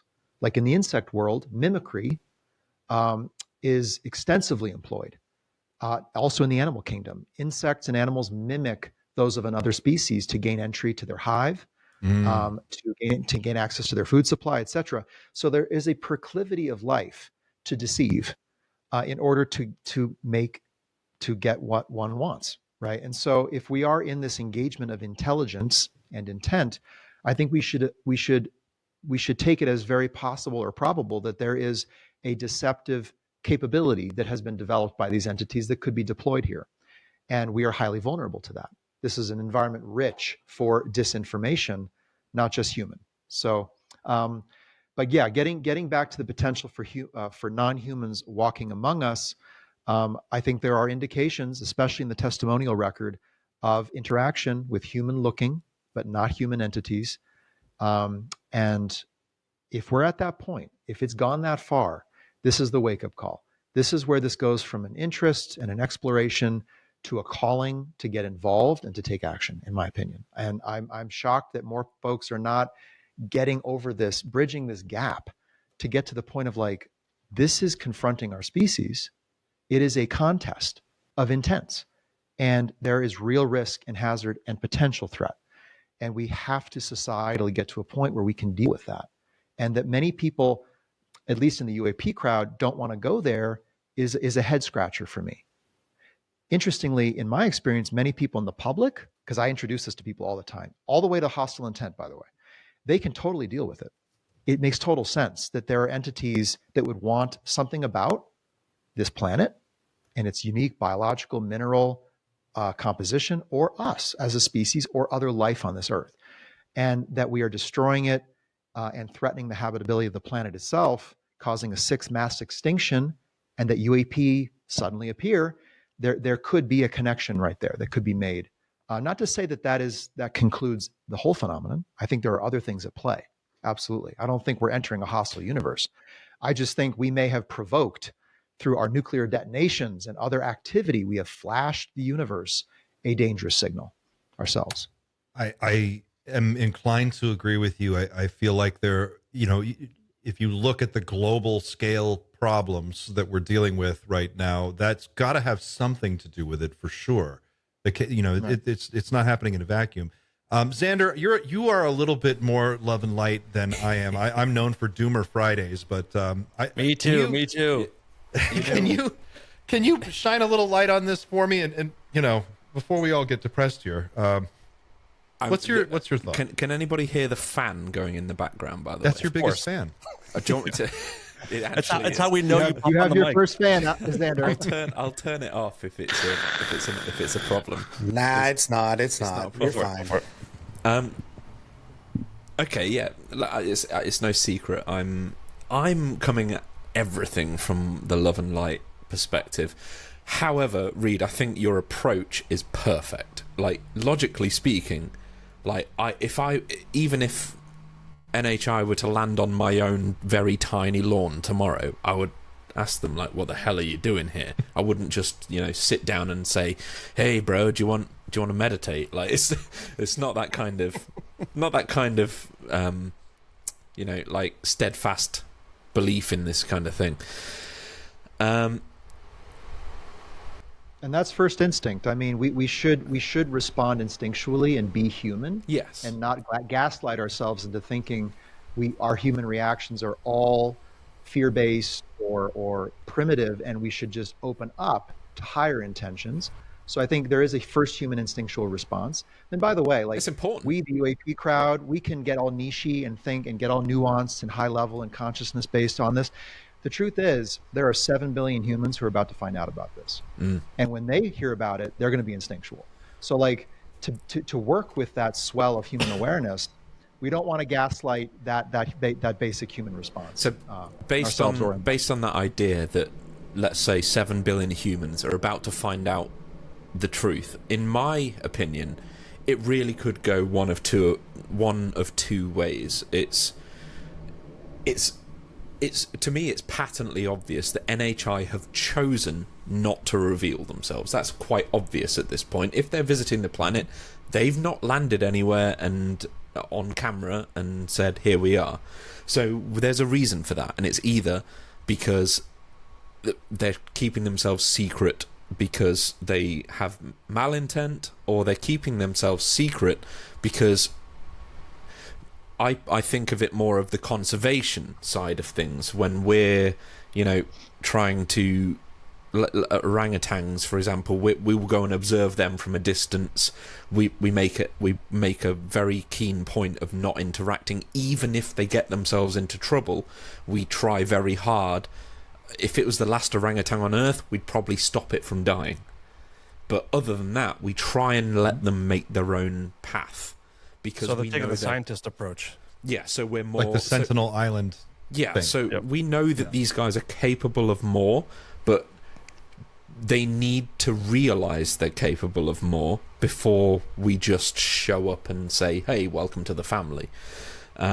So that's more my approach with things. When it comes to intent, I would say, because I think you made one statement that, again, I fully respect your logical deductions I here. love going back and forth on this with those who see it differently than me. So this is great. I think in terms of intent, that there's one. I think you said that there's a very small possibility that the NHI would have the same intentions that humanity would have, and I think a core part of at least probably a non-negligible portion of the people that are into ufology believe in the idea of universal consciousness. So that connects all of us together. And if the intention of humanity is to increase well-being, I think that's a sort of a Sam Harris sort of quote, is that we always want to increase our own well-being. Maybe in reality, we're trying to increase the well-being of our own experience. Maybe NHI know that they're trying to increase the experience, the well-being of their own experience, which they know is the same experience that we're having as conscious beings in the universe. So that's, in my opinion, the way that our intents could actually sync up. And again, it is quite a niche point within ufology, this whole love and light kind of thing. But the only evidence that I have that points to it being really quite reliable at this point is the fact that we are still here. Even if there's a species that's 1,000 years ahead, given that we are literally about to invent the singularity of AI and all of the potential that uncovers, anything 1,000 years ahead will surely have the ability to completely just dismantle us overnight, no problems, no diplomacy needed. We'd just be gone overnight, and they could have whatever they want from this planet, no problems. But maybe we are part of what they want. Maybe it is integration and collaboration. Now, maybe they want to adjust us, tweak us, or fully reprogram the nature of the human OS to do so. But this whole thing of like, well, we're here, they haven't eliminated us, and there's no and therefore after that. It just means that parameterizes a new set of possibilities. And we are changing too, right? So it's like, as you said, we're here. It's like, yeah, we're different. Like, we're not where we were in the 1940s, and I do not ascribe all that to any sort of NHI presence. But, just by being alive doesn't necessarily mean that they want to keep us in our pristine state, or that they want to work with all of our best desires and values. I think I want to be on the hopeful side as well. I definitely think the universe has it all, right? I'm not sure we're going to encounter all of that in our first interactions, especially when, to some degree, we may have provoked, right, this interaction. The detonation of 2,000 nuclear warheads, did we flash the universe? Now, Over did here. that bring in the benevolent? Did that bring in the benevolent? Did that bring in the concerned? Did Do you that bring in think, the self-interested? And the other thing is about intent, because intent is often taken, this project of decoding intent. We're not going to get inside their head. We're not going to get their consciousness. Their consciousness is probably layers beyond our own, right? It's so just different. But what we can discern is whether their activity is beneficial for human intent. We can't neglect the thousands, if not tens of thousands, of direct experiencer accounts. We also have not even begun to do research on this. Like, The study everyone mentions is the FREE study, FRIEEE, okay, that says like 75% of experiencers have had positive abduction experiences. Okay, that FREE study did not have any research credentials or methodologies in place to make sure that those with negative experiences were engaged and felt safe to communicate. Wasn't it just an open survey, I think, right? 100%. Was Yeah. there any vetting that someone didn't submit twice? Or, was there any weeding out of things that looked unpreferable to the research findings? I mean, this is not a credible finding. So, But also, I just want to say, abductions are kind of a hard thing to fact check too. It's kind of a very tough thing to really do follow-ups on. You know what I mean? I mean, to some degree. I mean, to the degree we make it fringe and discrediting of a person and under hypnosis, it's not all under hypnosis. People have real medical events on their body, bruises, cuts, etc. Did they go to the doctor? Were those medical records captured? Were they centralized? No, and no, right? Because if you go to the doctor and say, I woke up with this, and I think I was abducted, guess where you go next? You go to the psych ward, or at least you go out for EMDR or something like that, So we are societally suppressing the testimony of those who have experienced. Now that's positive and negative and neutral, but just like with sexual assault in this country at least, that was a taboo topic for decades. You could not talk about that, right? It took courageous and brave people to go out, substantiate that this was taking place, make it societally acceptable to engage on it, and then the downpour of accounts came out, and now we know that roughly a third of women in Asia, for example, that continent, report sexual assault in their life. That's how preponderant that phenomenon is among humans. And how still underreported. Yeah. 100%, right? So we don't know what experiencers are experiencing. I talked to a lot of people on this. Many of them are terrified to even put on Reddit or Twitter that they had an experience. It's highly discouraged. It's so hard to to imagine someone. I think most recently about Chris Bledsoe's regression transcript, which his son read on an episode of his podcast not too long ago, a couple weeks ago, maybe a couple months ago.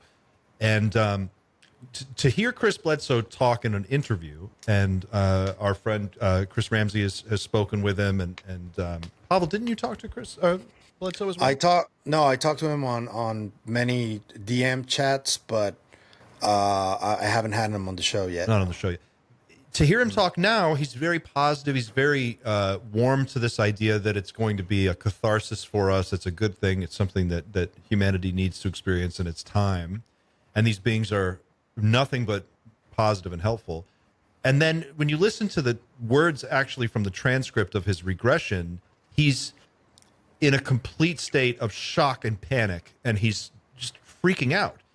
And it's that is a common theme from one abduction to another. I'm not saying they're all like that, but people in the moment, when they're reliving the moment of what's actually happening to them as they're realizing it, it's very consistent that they panic and they're just in a complete state of mental.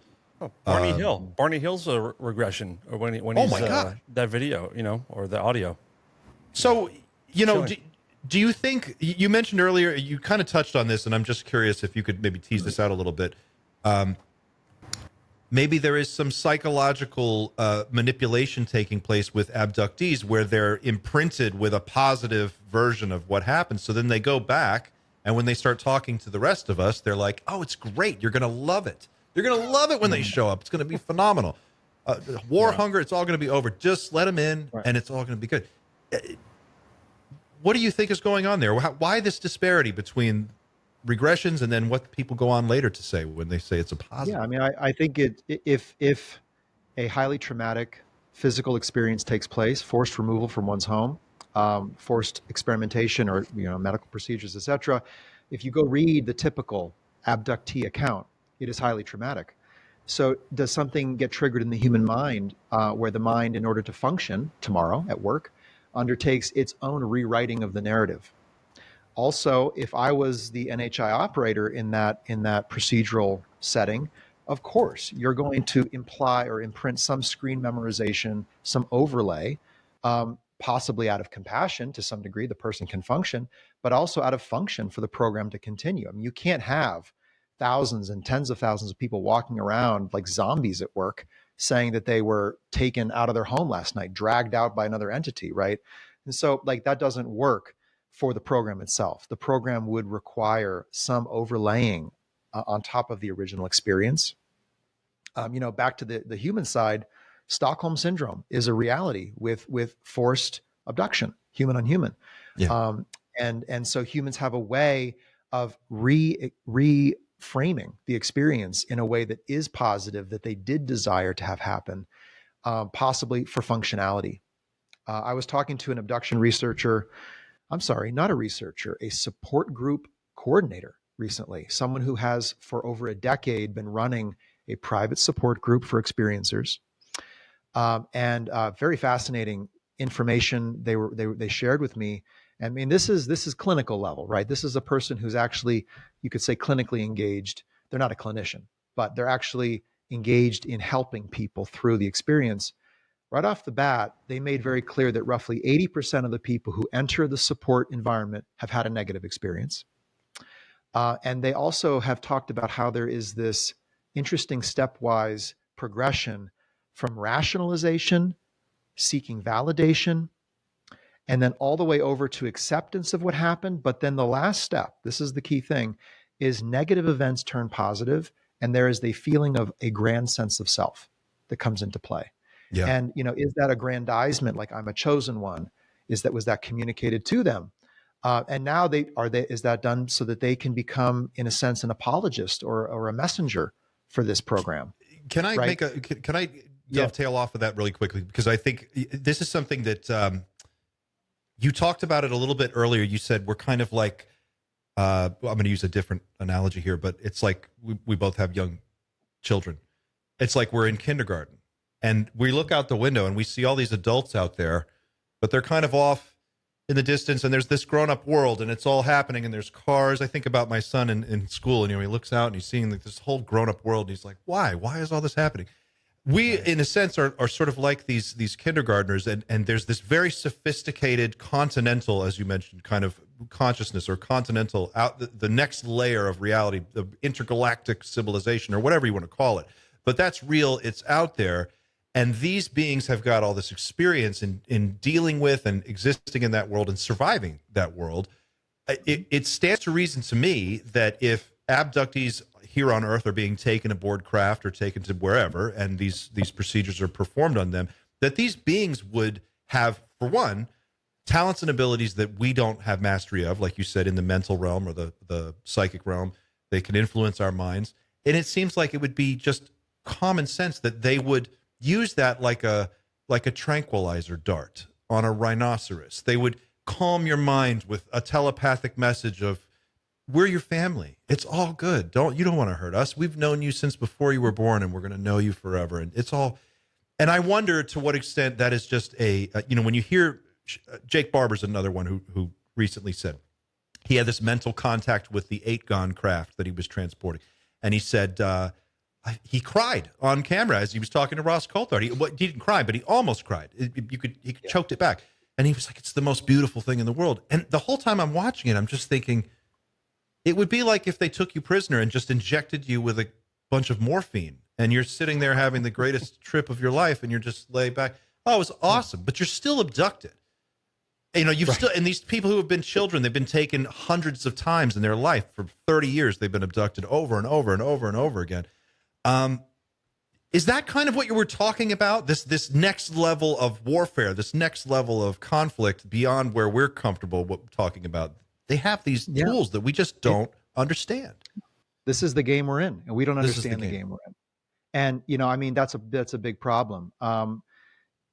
We just can't take it at face value. I think for the UFO crowd, if there's like a PSA or a news blast over the top of the screen, we cannot take at face value the assumptions and the perceived experiences and those that have been reported, meaning not everything is reported, right?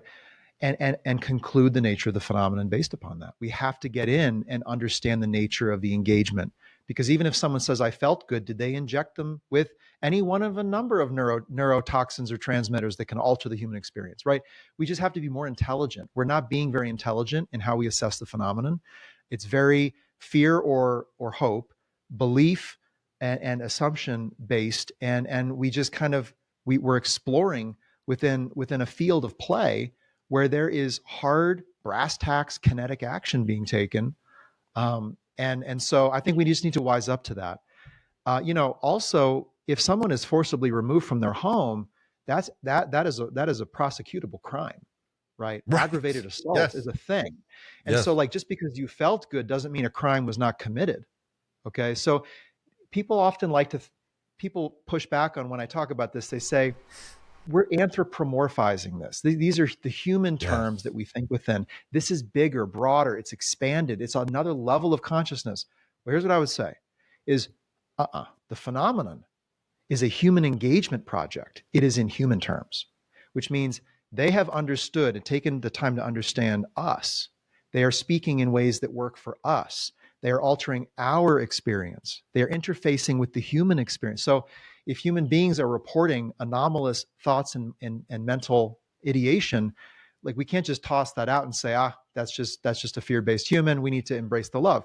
I mean, like the program is about us and our earth and this engagement. And so though their consciousness level, I'm sure, is far beyond our own, they have found ways to engage in all too human ways. And that's why we have to look at the possibility for narrative deception, disinformation, psychological intimidation and manipulation tactics, the potential of biological medical effects that have been reported. Like this is where it's happened. The weaponization of religious iconography, right? Like Chris Bledsoe talks about the lady, this sort of like, and then there's a painting that his friend did of this woman who is like this sort of mythical goddess being that is sort of loosely could fit into a number of different religious contexts, and she's delivering this message, and to hear him describe it and to read it in his book, it reads like this guy was shown a hologram.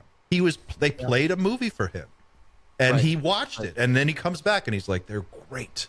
I would love to talk to him about this, but I think you make such a great point. This is they're playing 5D chess, and we just can't see the other dimensions. We're stuck on this level, and we're working with such scrappy information, and you're advocating a street smart approach, which just seems like such common sense. Like, just I think it's like, we're like trapped in this paradigm of, well, pawn, 1 up or 2 up.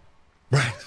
And we're not questioning the board and why there are that many squares and how many chips they have versus how many chips. Like, the board itself has been in some ways set, and so we need to back out of this highly monocular view upon the phenomenon as either nuts and bolts or our expanded engagement with a higher conscious universe. The end, nothing in between, and we're not dead yet, so we're all good, right? It's like there is so much more in between. And the game is changing while we play it.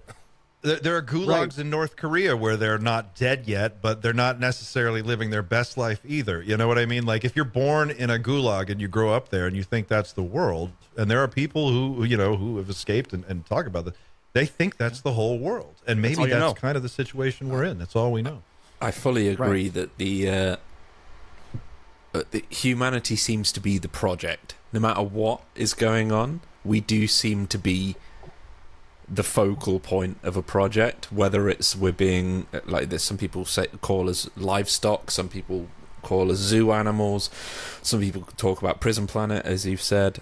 So yeah, I think the approach you've got is spot on. Like, we absolutely need to be, we can't just say, well, you're bigger than me, so whatever you need to do, you need to do.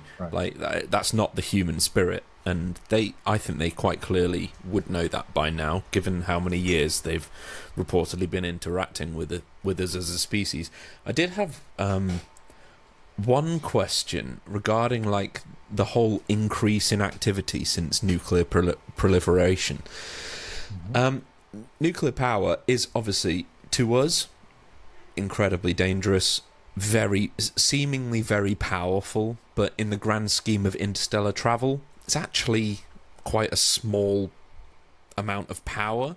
But do you think that maybe nuclear power is when that signature is detected, it's acts more of as a beacon? So like they see us doing this, and then they say, okay, those guys, they're quite clearly less than 100 years away from AI.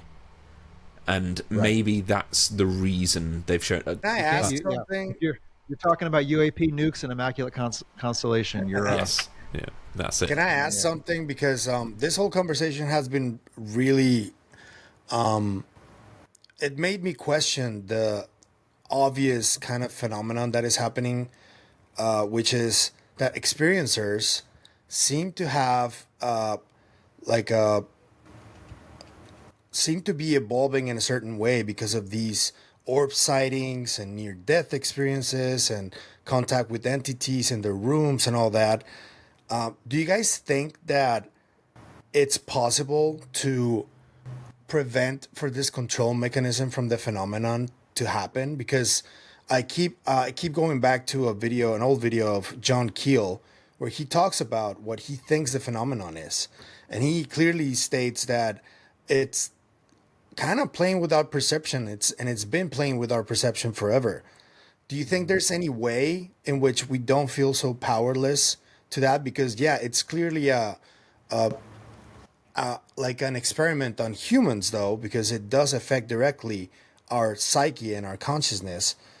But is there a way to find out if we can overcome this control? Yes, absolutely. My family has been at the epicenter of the experience of this kind of psi level engagement and potential contest for decades. My father and I have developed a practice. We call it mental shielding. You can call it whatever you want. Psionic defense, mental shielding, that we have developed and found to be very effective when you are being engaged in this way, in ways you don't want. So we have to develop the ability to function on this new playing field, the psi playing field. And so I do teach that mental shielding practice. I also think this is really where spirituality and religion can be powerful. Many people have remarked at how when you invoke the name of a higher power or a spiritual founder, teacher, prophet, that something changes in your encounters with the phenomenon. Abductions stop, right? They back off during the abduction, or it disrupts the nature of the programmatic involvement with you in the moment. How interesting. How interesting. Why would that stop them, do you think?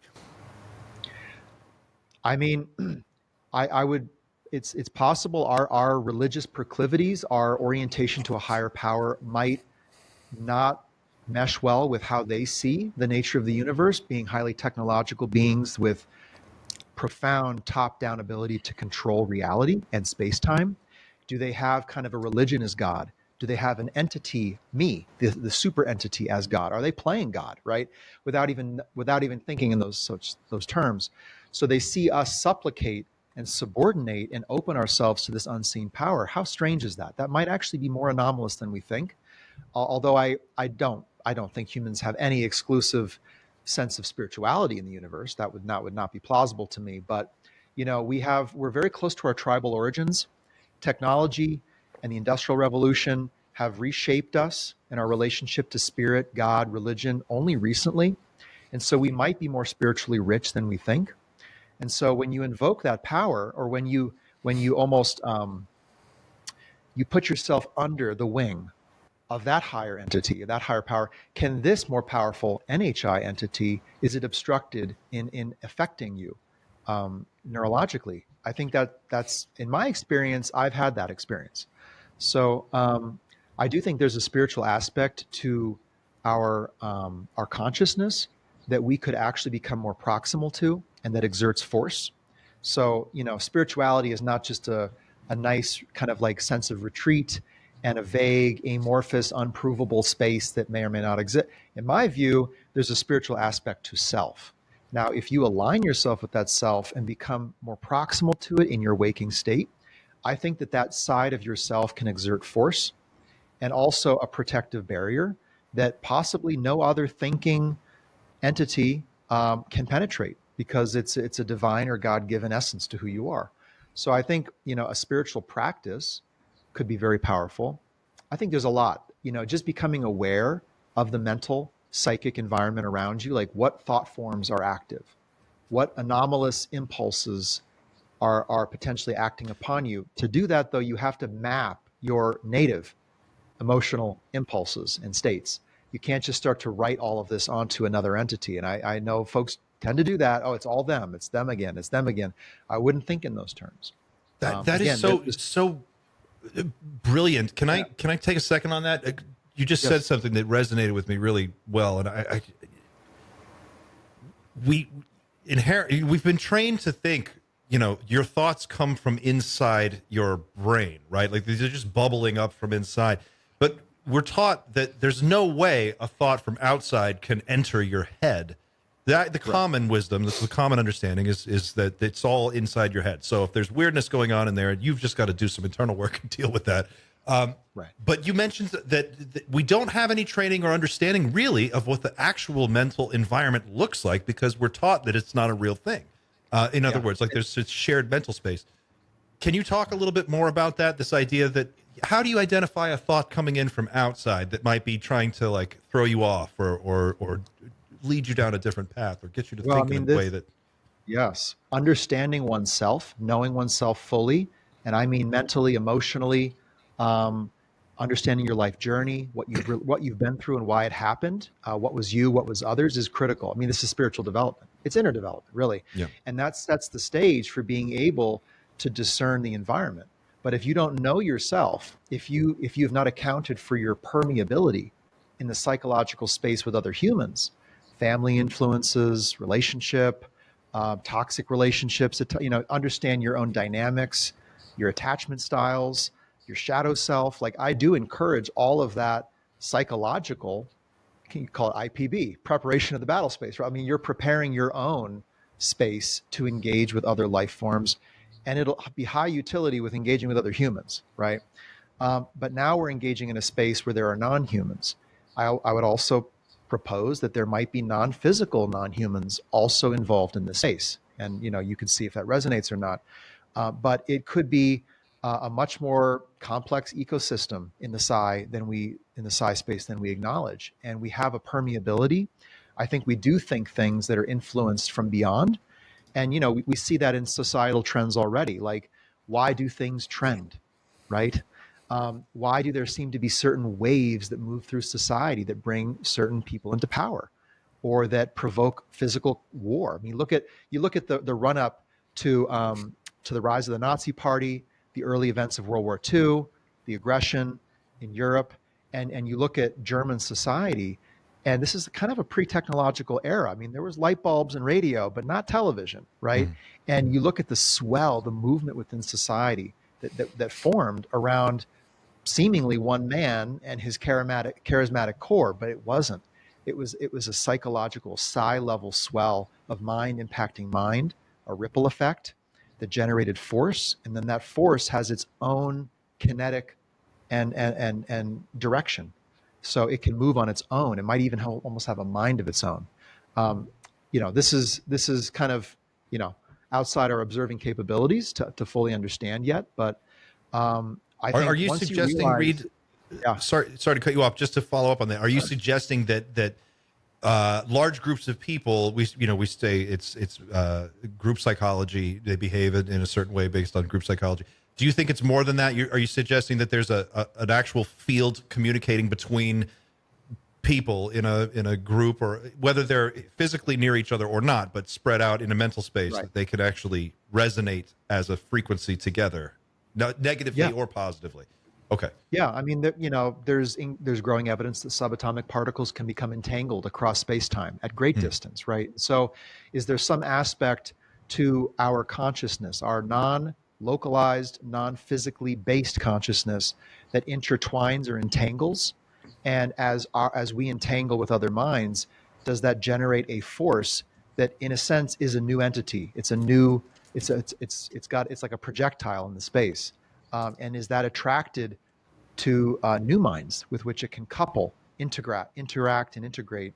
And of course, then are there non-physical entities that interact with those thought forms, that feed off of them, fuel them? I know this is well outside the bounds of science and what we can observe technologically, but this non-localized consciousness, what are the fundamental components of the space, right? We think it's just mind, mind, mind, but could it be thought form, thought form, thought form coupling with minds? And now if there are entities, NHI, physical alien NHI, that have found a way to enter that space, manufacture thought forms, fuel them even with technology, right, to amplify their power, and then also through technology or mind make more vulnerable the recipient, open up minds. Could they, in essence, reshape the thought space? And now they're impacting the action space. So that is such a powerful weapon. This was about to happen in '94 from a Mexican doctor that I cover a lot on my channel. And he disappeared right before he was about to complete a really, really important experiment that had to do with quantum entanglement, but between human minds, not between particles. And this happened in '94. So I'm glad you're talking about this.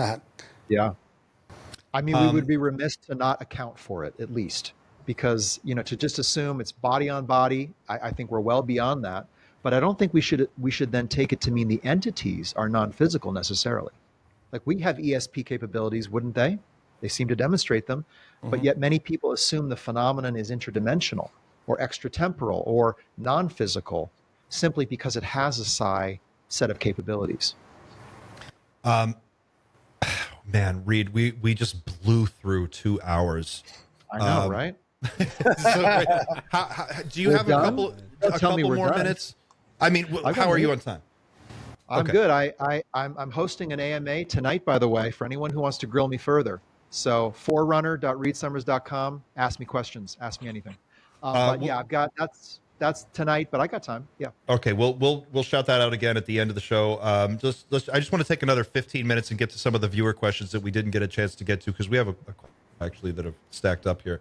Let me pull up my Discord screen here and I can go through those. Okay, so let's see. We did CJ the Alien Guy. We talked about 2027. Jeff Bradford says, Reed, have you seen the Catherine Austin Fitts, former assistant HUD secretary under Bush Sr. interview, where she claims that she believes that evil interdimensional beings, as you just mentioned, are working with elites to depopulate the planet and take control? I didn't hear that reference. I have heard other references to NHI infrastructure or the funding of said infrastructure. So I think that's a meaningful line of inquiry. I know there is a strong proclivity to see this as demonic, as somehow fundamentally evil, and as attached to some kind of Luciferian, larger Judeo-Christian narrative at play. I mean, it makes sense that we're going to try to see it that way if we think that way already. The projecting of human belief in religion onto the phenomenon is a tendency across the board, across all societies, and will be. Also, NHI using those as points of vulnerability or points of entry is also probably going to happen because it is too lucrative. It's how do you gain access to people's sense of allegiance beyond logic, right? Beyond institution, the institutions of human civilization, religion. Okay, how do you get that allegiance? Well, pretending to be a god, not so sure about that. That's going to raise some heckles. How about arguing that you created the faith tradition, right? Or that it is the cargo cult of a hostile NHI and therefore has no validity and therefore it blows up your ontology, your sense of existence and life. And now you're open to basically any operating system that wants to install itself in you about human origins, human destiny, God, etc. It could go both ways, right? It could either interject and try to co-opt, or it could do a massive takedown of one's belief structure and basically install something new. So, this whole view of them as evil, I don't think that's necessary or constructive. We don't need to character assess the NHI. We need to assess the impacts of their activity on us. And that's where intent for me is beneficial, detrimental, not malevolent, benevolent. But I know the Collins elite, all of this, God, angels, demons stuff.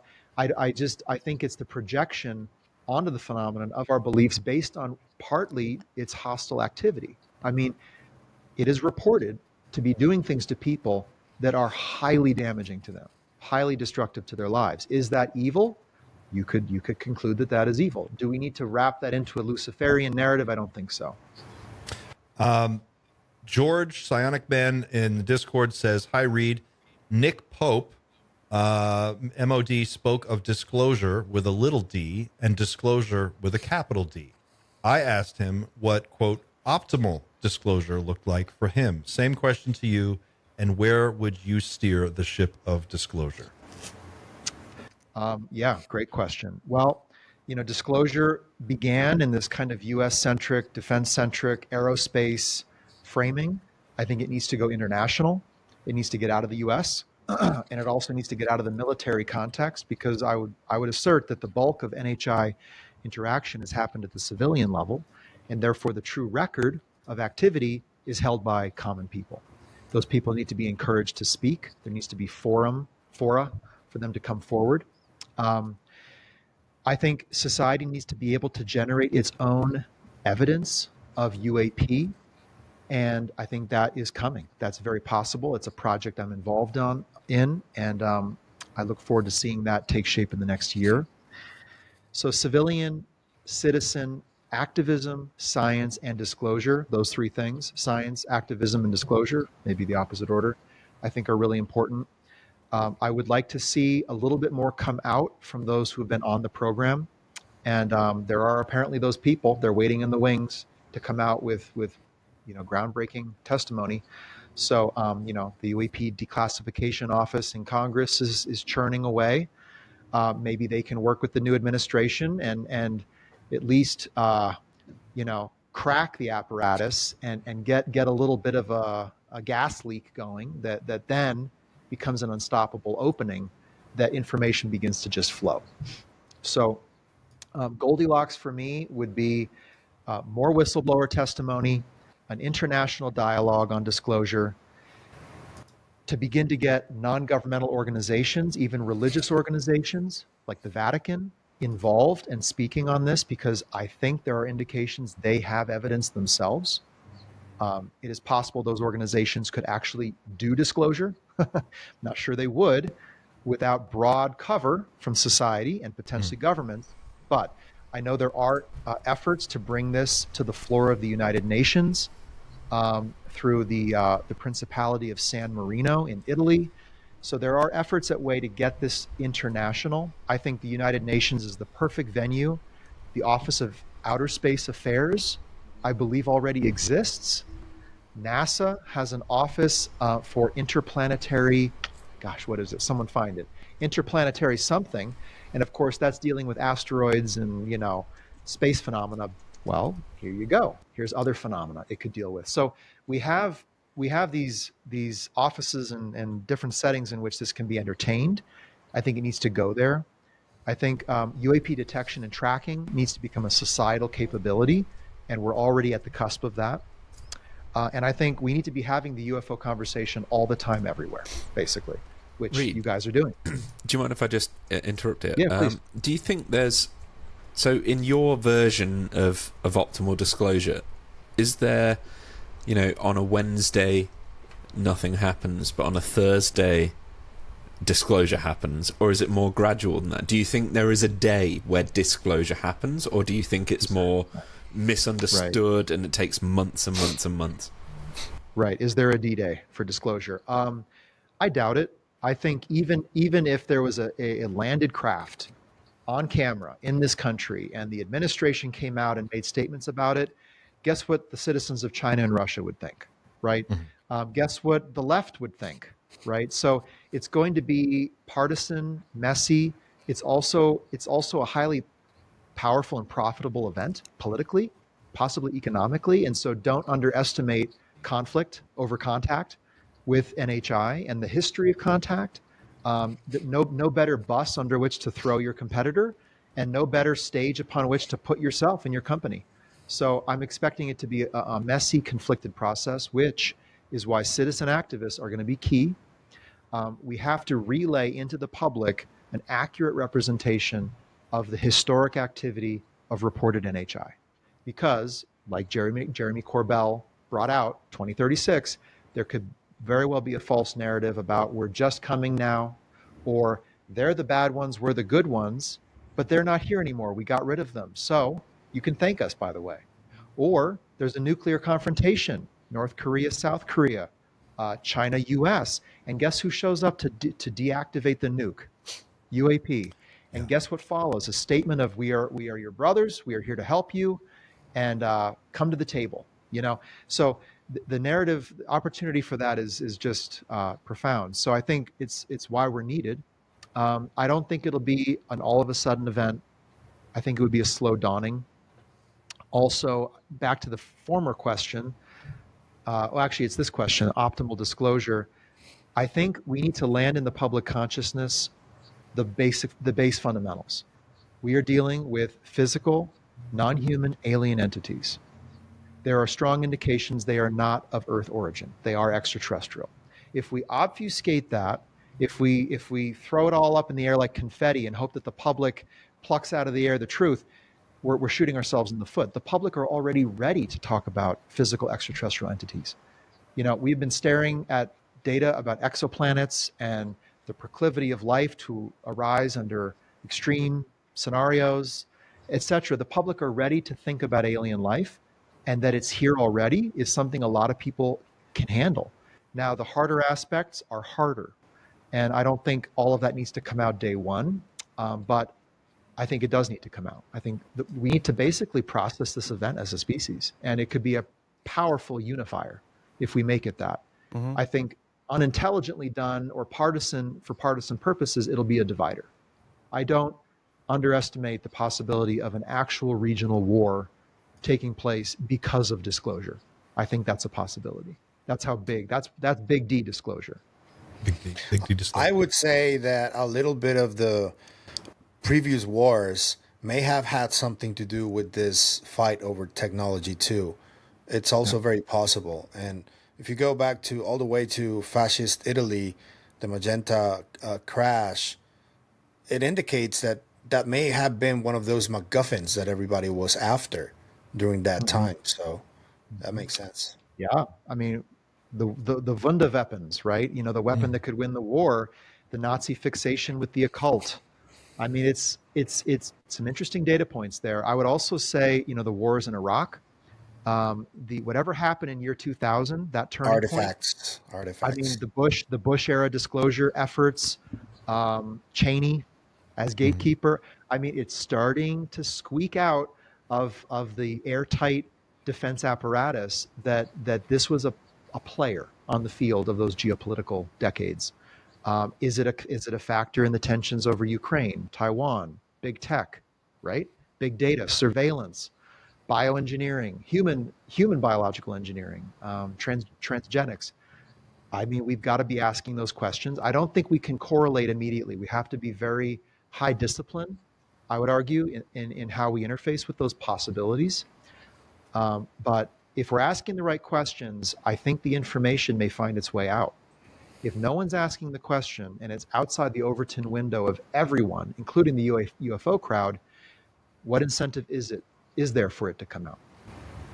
I mean, this is lowering the pain threshold for the secret keepers. I think some of the secret keepers really want to come out, right? Yeah. But as long as we're ignorant and obfuscating it ourselves and calling it angels and demons, so I think we have got to meet them halfway. That was one of the most unsettling things about the Matthew Brown interview with Jeremy Corbell and George Knapp is there's you can clearly see how uncomfortable he is sitting there trying to answer their questions in the most honest way he can, but there's always this background sort of sound of like how terrible this actually is if the truth really comes out. Like it's like the way it's stated, it's like people need to know there's still time. There's still time for what? Like we can change things if we act now. Like there's little phrases that come out in these discussions, and you just have to wonder, what do you know that you're not telling us? And when will someone tell us? Yeah. Ross Coulthart yesterday, Ross. being told 2027, and those telling him they need the public to know, like eyes, the size of silver dollars. It's like, what do they need the public to know, right? Yeah, say it. If there's a hostile NHI that is a threat, it could be a profound unifier. It could stop the next war, not start the next war. Do you think that's what is behind the reason they don't want us to know that is because it could be a great unifier? In other words, what do national borders evaporate? We become one species, one people from one planet with one origin story. We're suddenly unified as human beings. And now we're not playing the Russians are bad, Right. Chinese are bad, Americans are good game. That's all gone. Right. That's- We're not that playing upends the risk power structure. anymore. Yeah. The nation-state competition game. Yes, I think there are probably interests that are afraid of the collapse of the power structure, that are afraid for themselves, their careers, their financial incentives. I'm sure it's all baked in there. Why do they? I think there are factions that do want the public to know, for the very reason that they don't know that other forces, could be non-human, could be foreign adversary, could be both, are going to win the information war. I have a sneaky suspicion that there is a several decade effort to fracture the United States and the Western liberal alliance, and to undermine it as global leader, and to partition the world into a multi-hemispheric world situation, world power structure, a multipolar world as it's called, because other nation states are seen as more preferable partners for NHI. I think that is a possibility. I have a sneaky suspicion that is at play, and I have a sneaky suspicion as well that part of the kinetic fight by the USG is in resistance to that effort. And that if disclosure doesn't come out, and if the public doesn't understand the nature of the entities and their influence, that they will castigate their own human leadership, that they will side with an NHI proposed leadership, an NHI babysitter, an NHI overlord, or God even, that the faith structures will collapse, and that it will cause mass turmoil, first off, but also that it fundamentally would be a loss for humanity if that scenario took place. So there could Because there's be no way such to a grab fight. that, claw that power back. Once people turn their allegiance over, they Right. made that switch in their mind, then that's it. Yeah, this narrative that abductions are all government, Yeah. right? They're all my labs. My labs. You want to talk about disinformation, folks? That is disinformation. Now, if we're not careful, we could fuel into that. And if disclosure doesn't proceed such that the public realizes, all right, physical alien entities, there is a hostile element, and there has been a non-consensual engagement project or program. The government was complicit, but now, I'm not sure this is totally true, but I would imagine it would be said, they couldn't say no for the following 10 reasons. Okay, maybe 5 of those are true. But in essence, I would argue if there is a fractionalizing of society, of humanity as a species, we have to stay on team humanity. There's no reason or cause to go team NHI, right? And there are many seemingly narrative pushes to get people to go team NHI, and to seriously undermine faith in humanity as a species and human leadership. And so I think this is the new playing field. It is an information playing field, a psi playing field. And this is part of the challenge. Reed, we've gone over 15 minutes over. I want to be mindful of your time.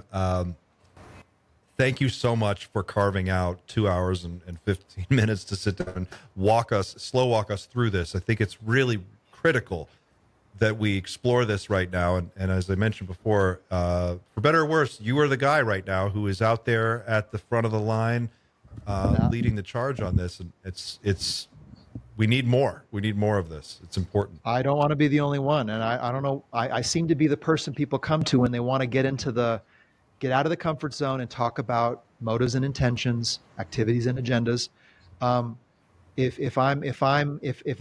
Maybe I'm just the vanguard of the Battle of the Bulge right here, but I need other people to fill the breach and to start just having the conversation. It's not a threat narrative. That itself is a mischaracterization, and I don't fault anyone for saying those words because I hear them all the time, and I get it. There seems to be a prepackaged narrative on threat. I don't take that position. I take a prepackaged narrative on logic, caution, instinct, responsibility. These are not exotic thoughts, or they do not come out of the military-industrial complex.